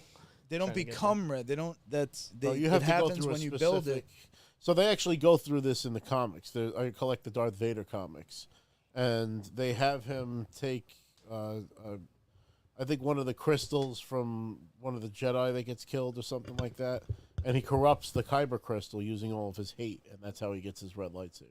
Right. Well, maybe explain they're it in the yet to accomplish that. Maybe they got to do whatever they got to do. Because they're very explicit in Star Wars at saying that the Kyber crystal chooses the user, because they even have that. It's like Harry Potter, the wand on chooses. Ilum, where basically in the daytime the sun melts the door away, and then you go through the crystal caverns and stuff like that, and you have to get it within a day, because if it starts getting to be like sundown, the wall freezes up again. You're stuck for like whatever the rotation of that planet is, which is like a few days. So Yoda takes younglings there in the Clone Wars and stuff. It's and then even all the way down to Jedi Survivor, you actually go to those caves. Oh and yeah, have, like, I never beat that. One of the levels is was it Fallen Order? So it was the first game. Fallen Order makes you go there to build your lightsaber, which is pretty cool. But that's even referenced in the Ahsoka book, and it's interesting because when she goes to Ilum, she sees that like large chunks of the planet have been carved away to try to get the Kyber to build the Death Star. And like she doesn't know that that's what it was taken for, but she sees that like all of the ancient temple that the Jedi were using for thousands of years was like destroyed and shit. Is it the same crystal? Is it the Kyber crystal in blasters and in the Death Star as well? You know, The Death lasers. Star only. So the Death Star was made with Kyber, that beam that it shoots. Correct. It's like a giant lightsaber in space. Wow. It basically it's like an unstable crystal. So when it's any kind of energy is introduced to it, it sends out an extremely powerful beam. What's the technology behind blasters? Because I mean, it's like the same power. Lasers. I don't know. It's like they're just lasers. Curious. We do have some comments here. So from the dungeon, we gotta go back a little bit. Actually, we got a lot of comments here. We're getting in some deep shit there. Yeah, this is good. I love getting into Star Wars lore. So, from the Dungeon asks, what are you guys thinking about people all over the web talking about how Qui-Gon Jinn was the only one killed by a lightsaber stabbing? Which I saw that and I was like, well, what is he talking about? Because, I mean... A lot of people get stabbed, but it depends Obi-Wan- on the vital organs that get hit. Oh, I see what you're saying, because he died, but Sabine didn't. Yeah.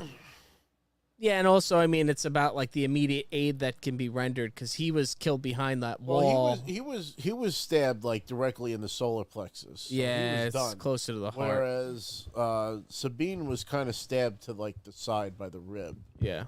So that would be Which plenty of people come back from. vital. And don't forget, it's a lightsaber, so it automatically cauterizes the wound. So if she's not going to bleed out from that. Right. Good point. Yeah, I mean, I'm sure Darth Maul too definitely knew where to stick it to kill Qui-Gon. Oh yeah, he was in it to kill. Trained killer. He's a pure machine of rage. Yeah. That's what he was. Whereas this girl, like we said, she's a her lightsaber is orange. She might be conflicted too in her own way. Well, so And she's just only- before we move off of this, because while we're talking about Maul, Phil says he thinks that Marek is the mask guy, right? That gets into a Correct. fight with Ahsoka.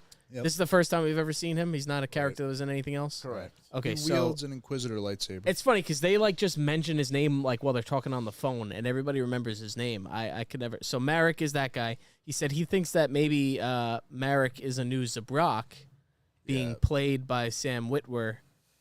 He said he's swinging for the fences here. Obviously he's indulging a little bit. even The but- reason behind that too is because the Witches of Dathomir, and that's where the Witches of Zabrak Dathomir, yeah. are from.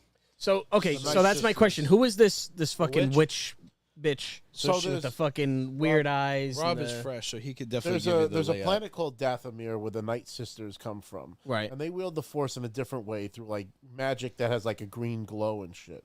They're heavy in Clone Wars. Count Dooku actually ends up making a deal with the Night Mother, I guess. And they're the same as Zabrak. Dathomir and Zabrak Yes. are like So the same. The Zabrak live in Dathomir, and the Maul comes from a tribe of the males. Only the women get to be like the powerful ones, but what do the males do? But Maul was given to Palpatine by this like mother character, Plagueis and books. then There's a different. so then there's his They brother redid it. Savage is actually bought by Count Dooku, because what happens is Asajj Ventress, who's like Dooku's Padawan, gets too powerful, and like Palpatine's like, kill her now. And he's like, but she's like my most trusted like advisor, and he's like, Palpatine's like, she's a threat kill to her me. now. Kill her. So he Kill her. like basically like disavows her, and I think he leaves her for dead, or he loses her or something like that. So he ends up going back to that Night Sister, and they use the magics to, basically make this guy Savage, who's Darth Maul's brother, like powerful and like, able to, Jack hold Darth his own Maul. and shit. So then he ends up getting abandoned by Dooku as well. So he goes on a quest back to the sisters of the Night Sisters of Dathomir, and they send him on a quest to go find Maul, because Maul has lost his mind and he's on some like garbage planet, and he basically takes him back and snaps him back into reality, and then that's when he gets involved with the Mandalorians and the Crimson Dawn and all that shit, and like that's how he comes back. And he's got a fascinating storyline, like through the whole Clone Wars, and then even with Rebels, like they bring him back for Rebels, and he's just a fantastic character that they really fleshed out through animated form. That he's like another example of like Anakin Skywalker, where we really didn't get enough of him in the movie to appreciate who he was, but he gets a much better story through the animated story. He never really speaks in the movies. I mean, when he speaks, doesn't he? Reveal ourselves to the Jedi. He and reveals- we'll have our revenge. That's basically all he says. Yep. That's what he does, right? Doesn't he reveal? Isn't he the one that actually says like the Sith are here, the Sith are back, and like is the revelation for the Jedi? I'm trying to remember what exactly he says to He them. doesn't speak to. No. He doesn't speak to Qui-Gon, but when Qui-Gon fights him on the desert of Tatooine, He just puzzles it out. he's just like, this is obviously someone strong with the Force. He's like he wielded a red lightsaber, and like they're like, oh shit. He has all the like, markings of down to his skin, which is not face paint. It's how they're born. But to the other point, the other Aren't they question was, tattooed? I thought It was tattooed on him. Yeah. Oh, really? they're tattooed when they're like babies. Oh, I think naturally they have regular The Savage skin didn't and then look have like that. horns. The horns are natural, Right. but Oh, shit, he was yellow. Yeah. So yeah. Anyway, the witch is born out of Rebels, so Okay. she's an extension. so she's a of character in that. That. Yeah. So she was the right hand of, I guess, Thrawn in that story, and yeah, she's just an extension of that now. I've seen some fan theories thinking that I doubt it, because he would be much more powerful than that. That the masked guy is actually Kanan Jarrus. Kanan? There's people saying that. But, I've heard everything. They're but he saying also Luke exploded Skywalker. on Lothal. It's Oh, like, they're saying, is it a clone of Luke? That's what Because From the that- Dungeon just said. Do you think it's an do you think the Inquisitor is a clone of Luke No. Skywalker? No, it's He's too- a little guy. He's like small. It's too big. He it's- looks small. are you a little short for an Inquisitor? Aren't you a little short to be like Luke or anything? Like, Looks short. am I wrong? Was this guy like? Was he a little guy? I would say he's Probably lanky. younger. Some people Like even he's said it's thin. Ezra Bridger, brainwashed. Like, yeah. There's a lot of stuff out there. I feel like he's a new character. I don't know if they're gonna go into like trying to do the bring back thing. The unmasking. Well, hey, when there's I a mean, character but to I hope unmask, he's that's not always somebody, fun. you know, But it's yes, just- and they're purposefully hiding his voice, hiding his face. So it is. There could be a big reveal on who it is. He's an outlier too because he's not a Padawan to anybody. He's not He's just like a hitman. right. Yeah, even he's- down to her, like, kind of like moving her shoulder for the lightsaber to fly through. That's a direct reshot of a scene with Anakin in the. that Clone was Wars. one of the most Anakin things ever because it just shows her cockiness and arrogance, and it's just like, yeah, come on now. But I really love like some am of I, the rookie? some of the body language and some of the facial expressions that she makes are really down yes. for Ahsoka. Oh, She Ahsoka, really she's gets it very down. like. My impressions is Like honestly, in my Like, head, if you what I start said. watching that show, you're gonna look at her and you're gonna be like, It's she different. got She's this a bad down. bitch. That's what in my head. I was like, she's just like a bad bitch, you know, and I mean that in a nice way. Like she's fucking. 100%. She's definitely but like. in the beginning, she's hyper arrogant, and she has to learn the hard way a bunch Just of like times. Anakin. I think that's why they gave her to Anakin, because she was so much like him. Yeah, Rebellious and like he needed questioning a dose of his everything, own and medicine. it's like, this isn't right. We shouldn't be doing this. And it's like, well, why is this like this? Just like constantly questioning her surroundings. And that's what makes her a great character. And the show is so well done. It's such. It's like so well. It's distilled. It's such like everything has an intention behind it. Almost. I love when she says, Anakin never finished my training, and I never finished hers. The parallels, and it just shows like some. Luke never guilt. finished his training. And it's like with Ahsoka, she, I think, carries a guilt because Anakin's fall to the dark side. She left the order, and Right. she And felt she carries that weight. It's like, what if I didn't leave the order? Would Anakin have turned? could Would I I have be stopped evil now? Would I be dead? it begs the question. You can see her But carrying that. But she would have definitely gotten attacked. She would have had to escaped. But I don't know how she would have escaped with Anakin, because don't forget, part of Order the whole 66 was specifically to kill her too. Order 66 doesn't happen if Anakin doesn't turn. So, just saying. Execute Order 66 comes after the Mace Windu killing and unlimited power. So, Well, not for nothing. I mean, Anakin really only kills the children. Like, he kills they a lot. coulda- When in the deleted scenes, he kills actually Ahsoka's race. I forgot what it is actually. the now I can't because there's a Jedi. It escapes me too. There's someone on the Jedi Council. Or there's the fucking slaves. What are they called? They're often slaves. Oh really? I mean, and a lot of the because they're native people. Yeah, because if you in Visions they show. What the hell is there was a book I read where if you didn't ask me, I would have said it. So But there's now a that you deleted asked- scene from Revenge of the Sith where he because kills. Rob says it differently than I say it. I remember this. There's multiple ways you can say it. No, she's not a Twi'lek. Twi'lek. She's yeah. not. She's not. What do you mean she's not a Twi'lek? She's not. How is she not a Because Twi'lek? she has 3 things coming down, 2 on the sides, and Oh, one the coming down Twi'lek the is the middle. two The with Twi'lek the is headdress?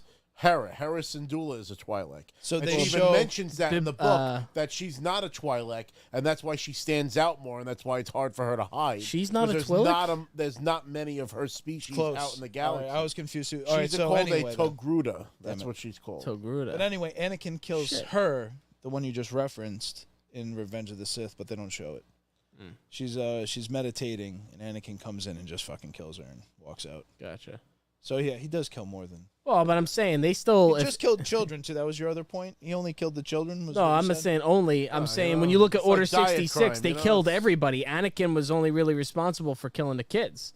They battle their way through the whole Jedi Temple, so he kills a ton of people. But Yeah. it's only in the deleted. And don't shit they forget, don't- It's at the main. It didn't make the hub, movie. It didn't for make the sure. movie. You're also forgetting the kids witnessing him killing more people. They shot more scenes when Obi-Wan came out, Yeah, yeah. because they were showing those. Remember, they had the What's her name? flashback scenes, and that's when they brought back Ahmed Best to Right. be a Jedi fighting off the clones. So Yeah, that was there were good. actually more When scenes. Grogu gets out. Yeah. Well, that was that's right. It was Mando. Hey, Mando. All right. We are an hour and 40 minutes into the show, and we still wanted to talk about Starfield. Starfield. So, do we want to transition to that? I mean, me and Rob haven't played it, right? I haven't played it. I did. So to play devil's advocate, and because it's probably going to be funny to watch me struggle and get pissed off, definitely. I pre-downloaded the game. I think it's going to be available in another 3 days for everybody else. So, what did you do to get it now? You So paid? So you can do one or two things. You could have bought the premium version for like the $100, but if you had Game Pass subscription, you could pay $30 to get the early access. Okay. So I said, "Fuck it, I'll get the early access," and it gave me all the premium Couldn't content. justify it. I just couldn't. I couldn't help myself. The only reason that really sold me on it was that the early release was happening at 8 p.m. Eastern time, It wasn't a midnight or a 3 a.m. deal, and I was like, so you actually get to wow, play it. I get Do to you play get this? anything extra in the game for doing that? I don't even know. I don't care. I just, no, I don't think so. I think it just came with some artwork and bullshit. Maybe I should look into that. So, But, since we haven't played it, your initial impressions? it's a fantastic, classic Bethesda formula game. I'm really, I can't. And you just scratched the surface. I can't too. speak to it in depth. I'm level 5 from what I've read. You got to play this game for 60 hours before you even really get to the meat of the game. And I will say, playing it, I feel like this is like I'm in the tutorial phase. I'm in the like getting accustomed to the controls and the travel system and Because you said that you don't feel it's a next gen game before. So earlier, before yes, the show. my initial reaction. So I'm playing it on my computer. I'm playing it on PC. I do not have one of the latest series graphics cards. I only have a 2060 Super, which is still a 4K card, but it's not one of the latest 3,000 or 4,000 NVIDIA series, which those are the peak cards. And to me, that's the only way you're going to see this game in a way that it's really like, oh, wow. Because I think even on the Series X, it looks really good, but it's space. You know what I mean? It's space. It's kind of, I don't know what to say. If it's not boring, but it's just empty at times. You're flying through space in some moments, and you're looking at planets. And I would even say, because No Man's Sky kind of set the bar for like space travel, it doesn't hit that bar. It's not that kind of game. You're going to be using the fast travel. You're going to be using the map a lot because it allows you to just transport around. You're not really... You don't control the ship, right? You control the ship in space, but you do not control it like in an atmospheric transition phase where you fly down to the planet and land. All that stuff is just, you click and go. It's probably helpful because it'll speed up the game. You're not going to want to after you land on your fucking 30th planet, you're probably sick of trying to fucking do that. So I know you're only 5 minutes in, but how big is the map? The map, it's hard to... I couldn't even give you... It's large because you're talking about hopping from planet to planet. The density isn't crazy on each planet. I haven't really ventured out into the open. I've gone from I'm very let me just follow this story. I'm not going to be like, let me go walk outside the city and find a side quest. Is it there? I would assume so because there's a side quest everywhere. If you've played Fallout 4, if you've played any Bethesda game, you know this game. It's very familiar in that sense. The way that it plays, the way that you interact with NPCs, with the dialogue choices, and some of the bugs, some of the just funny, goofy, bugs of the game. Like I'm taking off from my planet, and the guy's walking away from the ship, but he's right under the flame. It's not perfect. It's not perfectly polished. It's a Bethesda. It's just broken enough game to be a Bethesda game. So yeah, I've always loved the like that. It always added charm to me. I mean, I've had some infuriating glitches in Skyrim and Oblivion, but they also somehow made me like the game more. No. Usually, I don't view it as I don't view it as I'm used to that kind of gaming experience. I don't need everything to be polished down to. Yeah, I don't need everything to be polished down to a cinematic experience to have fun playing a game. But even for me, there's just a certain sleepiness to when you're in space. There's just a very quiet. You're pulsing through space, and it's just I'm kind of falling asleep here because. So I can see where the travel system, you're just going to lean on that more and more, and that you got to kind of remove the idea that I think the ship is home base. Think of the ship as your base where you store your stuff. Right. You can expand and build custom ships, so that's definitely an incentive to, collect materials and all that shit. Can you shoot laser beams out of your ship that's while you're the thing flying and fight other ships? The best part about the flying is the fact that there's a dynamic system that you address resources to. So let's say you have your lasers, your missiles, and your cannons. The lasers take down shields. The missiles can lock on and kill something that doesn't have shields up. And the ballistic gun is another thing when the shields are down. but you can assign resources to it. So let's say it has a bar of 5, 5, and 5, but you only have 9 resources to assign. You can emphasize your laser. Lower your shields and put your strength into your guns. So that's cool. That's what actually gives the flying and the space a dynamic feel. It does have an engagement. Again, I'm only level 5, so I don't want to speak on the game like negatively. Divert power to the deflector shields. Exactly. Right. That exact That's thing. what I was thinking. Very cool. It's very cool. It adds something that is necessary to flying in space because it can be kind of sleepy, but there's definitely a lot of random interactions in space. It's full, for what there is always something going on. So They make the most alive games. I mean, granted, like I didn't really ever love the Fallout series because it's just a vacuous desert, and there's shit in the desert. But it was just after a while like the drabness, and that's what post-apocalyptic life would look like. Right. But just like that's what space would look like. You could just never get anything like clean. Like even if like you cleared out an area to build a house or something, there's always like a layer of grime on everything that you build. yeah, Yeah, Yep, and I mean, but the NPCs like they all have dialogue. Again, right. why Elden Ring sucked because there was no life in it. There was no It's about the combat. NPCs. It's about the There would be combat. one NPC per fucking 6,000 square foot, It's not and a- it didn't even say anything of note. You can't remember anything that any of the NPCs in that fucking game ever said to you because it didn't matter. It's always just like, hello, traveler. Hello, tarnished. This story. None of it Oh, mattered. God, I'm not but gonna debate that, but those games, like I remember the guy who cuts wood in fucking Windhelm in Skyrim because you pass by and be like, name's Nils, I cut wood. And like you remember all of those guys when you go through Whiterun in Skyrim and the guy's like, Nazim, have you been to the Sky District yet? Oh, who am I kidding? Of course not. It's like, fuck that guy. You remember him forever. So the game is immersive like that. It's the feel of it is like, all right, yeah, it's familiar in the sense of I've played Skyrim and I haven't played it to the level that you guys have, but I've experienced it to know. It's definitely that same exact formula. It definitely feels like Fallout because of the gunplay, I would say, because there's machine guns and laser guns as well. You could do melee, you could go, gun, but They always give you the option. yeah, it feels like Fallout for that reason. But Some so of the when you cool go to shit- a planet, though, is it well, how do they do an open world for multiple planets? Like that's impossible. How do you I wouldn't even like where are the borders? I would of say these the planets? objectives of because you can't transition in and out of the atmosphere. Right. You're not gonna like go explore the planet. You're gonna stay. You can't like just fly in the atmosphere of the planet. I get that, but so you touch what I mean? down, and this is obviously where you spawn. I just just like a wonder city. how big does it get, and how do they do the borders of all of these worlds? Is it There's a rocks? video. There's a video of somebody running through and finding a border.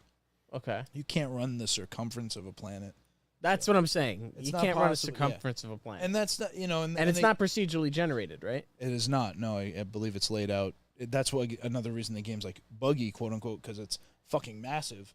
And like, so when it's tough to say, but when you go to space, let's say, the narrative is driving the reason that you're going from place to place. You're not like openly exploring and just looking and going, oh, let me go there. I never got that sensation myself where I was like, oh, let me go land on the moon of this. I mean, that's what those games are usually. Like, Skyrim, you're getting lost in the side quests before you ever complete the main quest. Again, I'm level 5, so right now I'm at like I found the main city where kind of the main quest line is propelling me, and I'm just getting to a place where I can do other things. When I was traveling in space, there was a random interaction, of course, a random battle, and it was pretty cool because after defeating the ship, you could go near the ship and dock and board that vessel and go fucking loot everything. So that was part of it. There's definitely it's gonna grow into the side quests allow you to do these other things because John, my cousin was playing,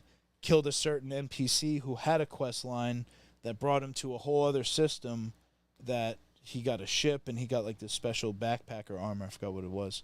But, I feel like that's going to drive the game until you get to this like level 60 that they're talking about where there's some kind of apparently once you beat the main quest line, that's when all of the exploration part of it kicks in because you're powerful enough and so on and so forth. So I can't speak to the whole game. Yeah, it's super soon to say anything. Again, if you've played Bethesda games, you like Bethesda games, this is a classic Bethesda game, and they didn't deviate from what they've done in the past. This is just in space. So it has those key elements, which I love because we're talking about Star Wars, and I'm like, oh, it's Star Wars season. It's Starfield season. I'm associating the two in my mind. I want to play a smuggler, Han Solo-esque character. I want to go find contraband and smuggle it into territories and figure out how to make your ship, have the secret, compartments. So you could do all that. You can live out whatever you're thinking. You can go do the rogue thing. It's a role-playing game, but you 100%. can role-play in a lot of different ways. Just like that Baldur's Gate. It's really like... that's a big one.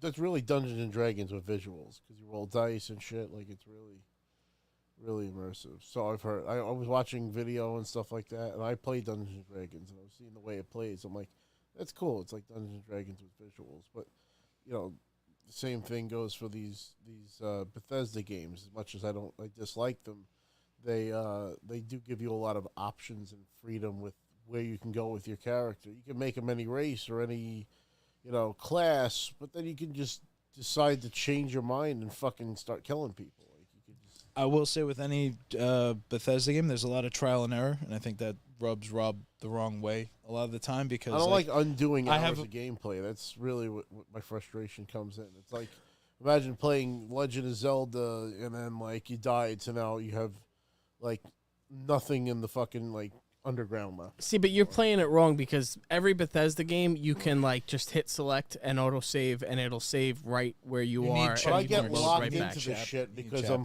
playing the game and I'm like, you're not thinking. I get lost or if something as annoying as somebody that's following me that's carrying all my shit and then we're trying to run away from some danger and the person gets killed. Oh, I've had that happen. And it's like, what the fuck am I supposed to do? And That's then the worst.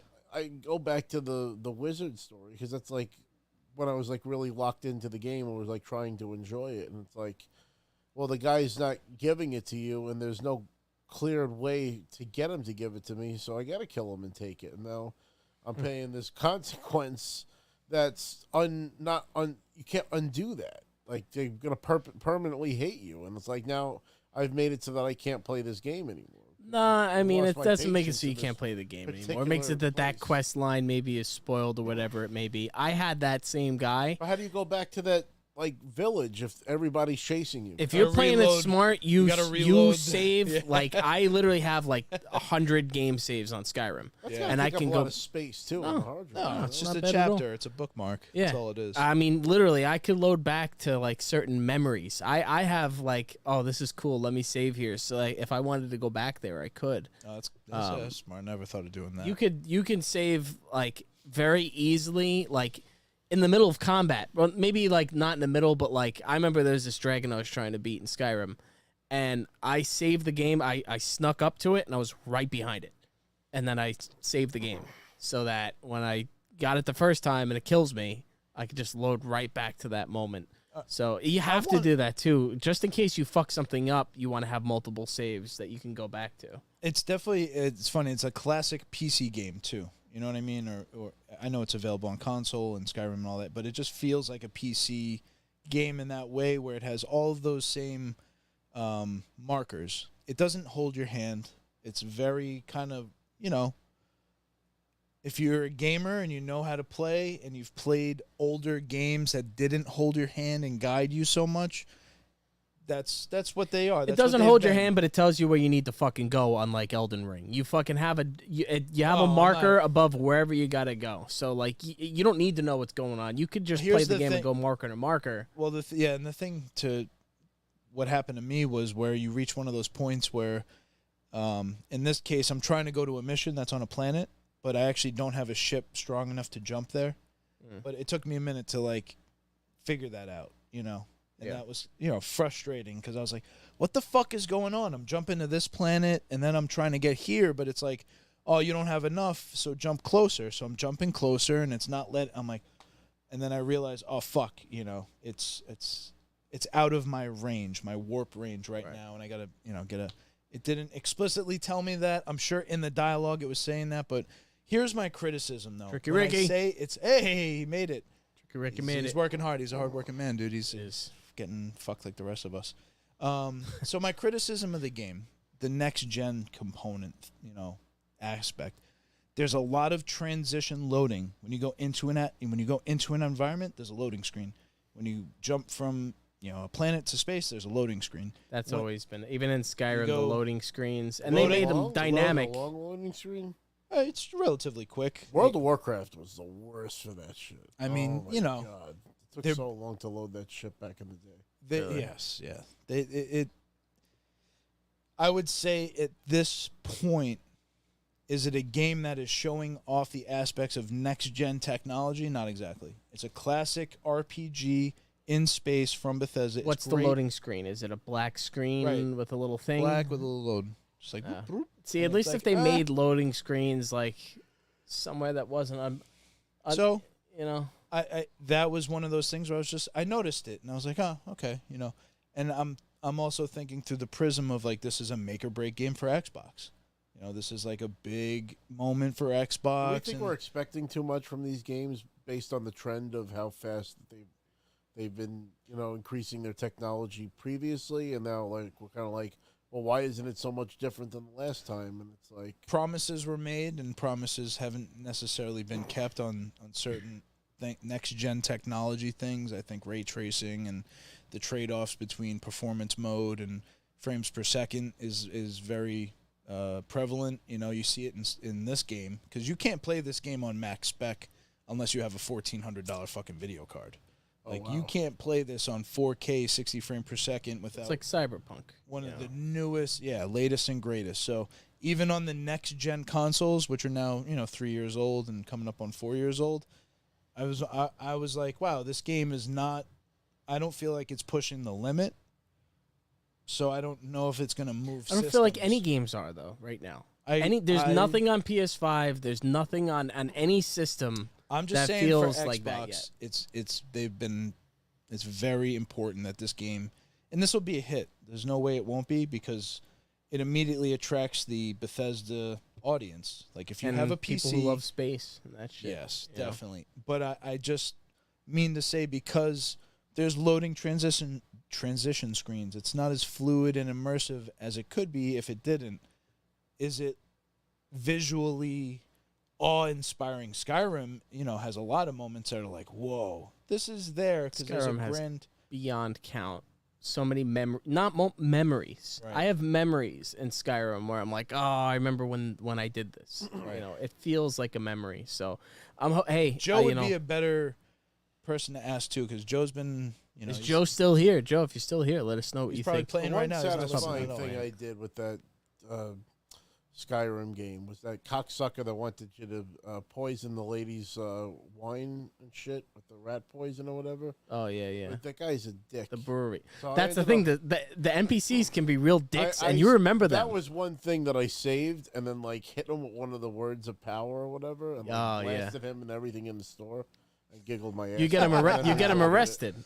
You poison a guard with like rat poison, and then you Yeah, get him arrested. something. But that's the thing is, like, you remember those NPCs because whether it's not even like the voice acting is that good, They have but personality. they say something to you where you're like, fuck this guy. There's life in the game. That's what it is. There's life in the game.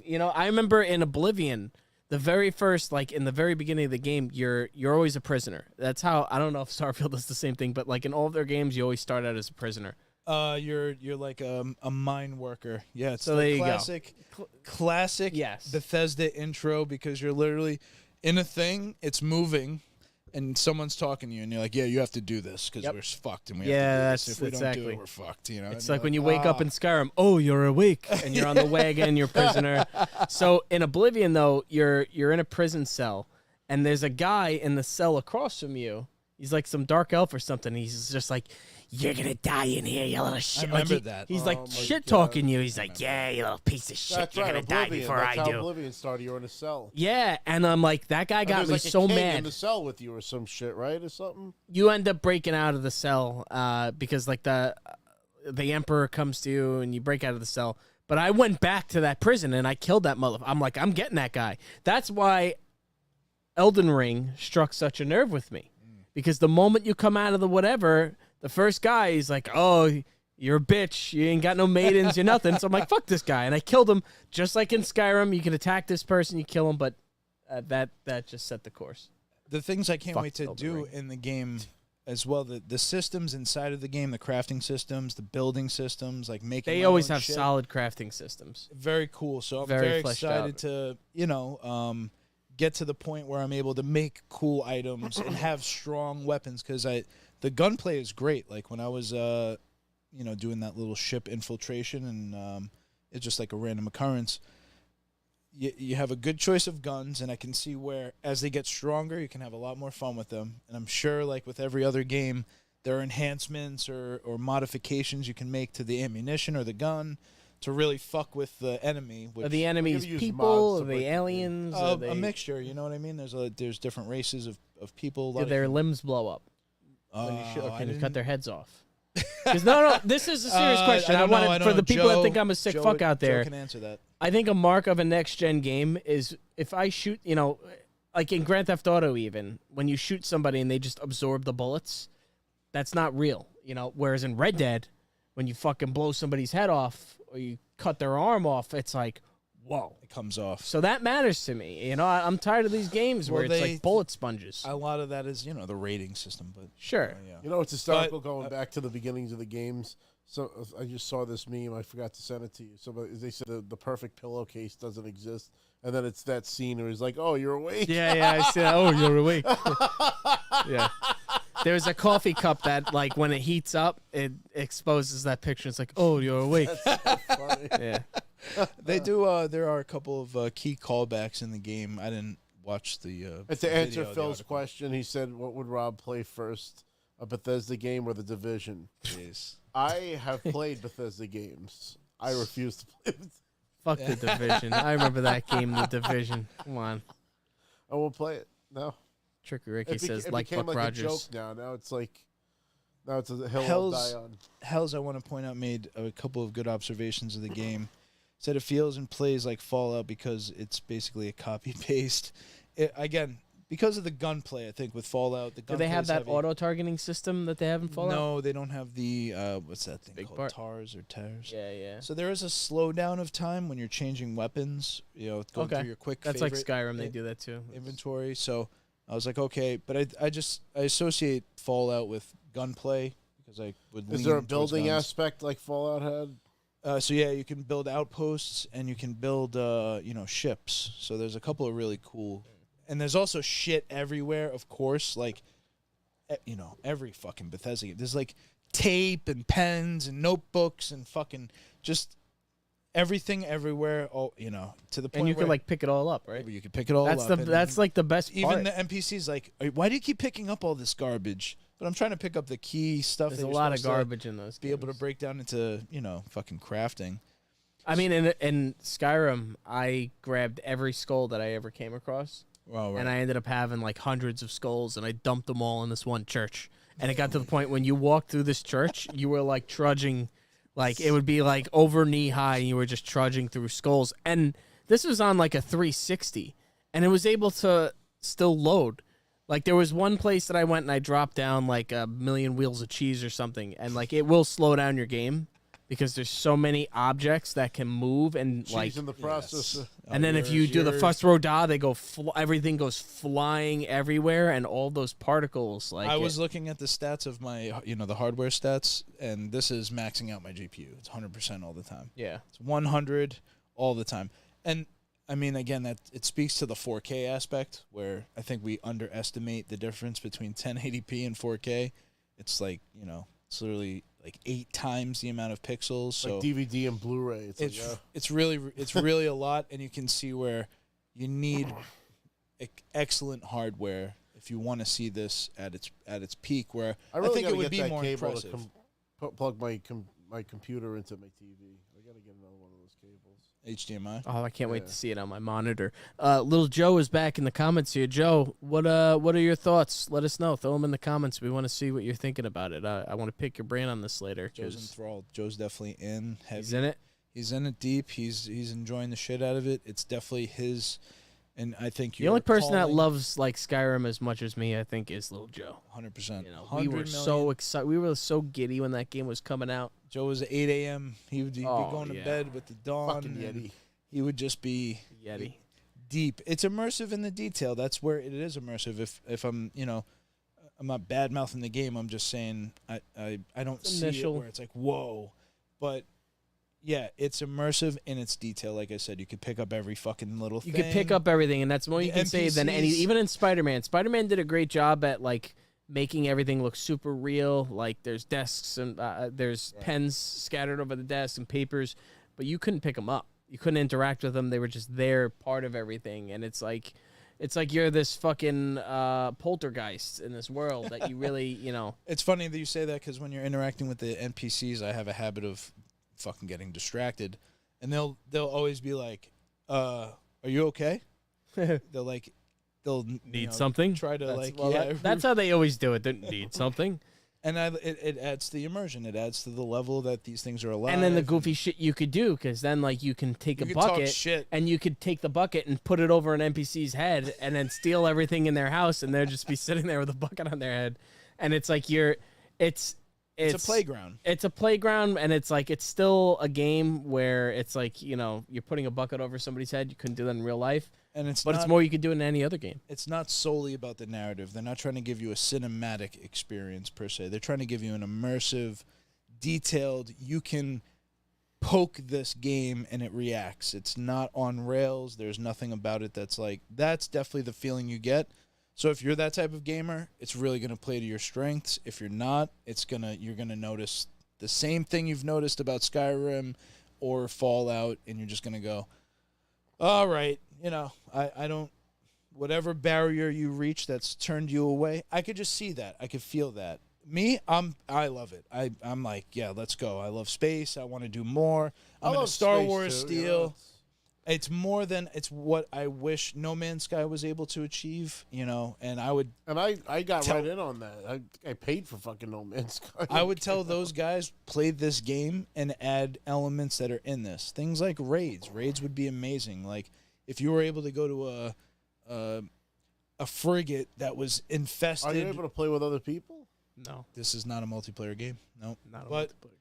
I think of this because there was just a random thing in space that I docked with and boarded, and it was like, some kind of, specimen got loose and killed everything, and there was just blood everywhere, and I was like, oh, this feels like Alien. This is definitely has that feel of like, oh, shit, where is this thing? Am I going to have to fight it? Am I strong Dead enough? Space action, yeah. Very Dead Space, Mass Effect. If you liked Mass Effect, Dead Space, again, it's not No Man's Sky, it's not Star Citizen, but those games, it's much more like. You're fast traveling to where you got to go. Hell said it. He put it where it's like, oh, it's like Destiny. It's not exactly like that. There is the space battle. I think he meant more like where you're like teleporting to the land, and then. But you never you never drive your ship in Destiny at all. It's purely cosmetic. There's no control. Yeah, there's nothing. So there's not like in that aspect at all. It's definitely not Destiny. I wouldn't put any comparison really to it, but I just want to see an all-out space where I'm in my ship and I'm in like a battle with another ship. I hope I'm setting the right expectation. I hope you see it and you're like, oh wow, this is cool. Like this is more than I have not given this game. I have not thought about it, looked at it, anything because I wanted to have no expectations. I know I'm gonna love it. The true litmus test will be if Rob enjoys it. And maybe, I know you want to indiscriminately say you hate all Bethesda games, but maybe it's just there hasn't been the right game yet from them. I pre-downloaded it. It's on my hard drive. I deleted Red Dead Redemption 2 to download it because I didn't have space. But, I'm willing to give it a shot. And what I was going to mention before is I'm possibly going to live stream it. That'll be funny. You have to. My initial experiences with the game because it's people are gonna laugh at me getting mad at Bethesda. It's gonna be like, oh, this is cool. Oh, that looks cool. What the fuck do you want me to do? What the fuck? Yeah, I could just Imagine picture having it. ADHD in space. Like what? Maybe that's the best place. Oh, my Space is the God. place. God. Yeah. All right, it's late. Let's go home, Yoko. Let's go home, Yoko. Take us home, Rob. Guys, thank you so much for tuning in. Welcome to the people who are new to the show. If you like this show, please like, comment, subscribe, tell your friends. Put on notifications. Put on those notifications. That way you know when we're live. That little bell right there. Hit that thing. If you want to see Peter Griffin in space, Subscribe then to It's his like the subscribe. Beyond section in Bed Bath & Beyond. But thank you so much for tuning into the Break Room Podcast. We'll be back next Friday, and we'll have more great stuff to discuss with you guys. Snoochie Boochies, and may the Force be with you.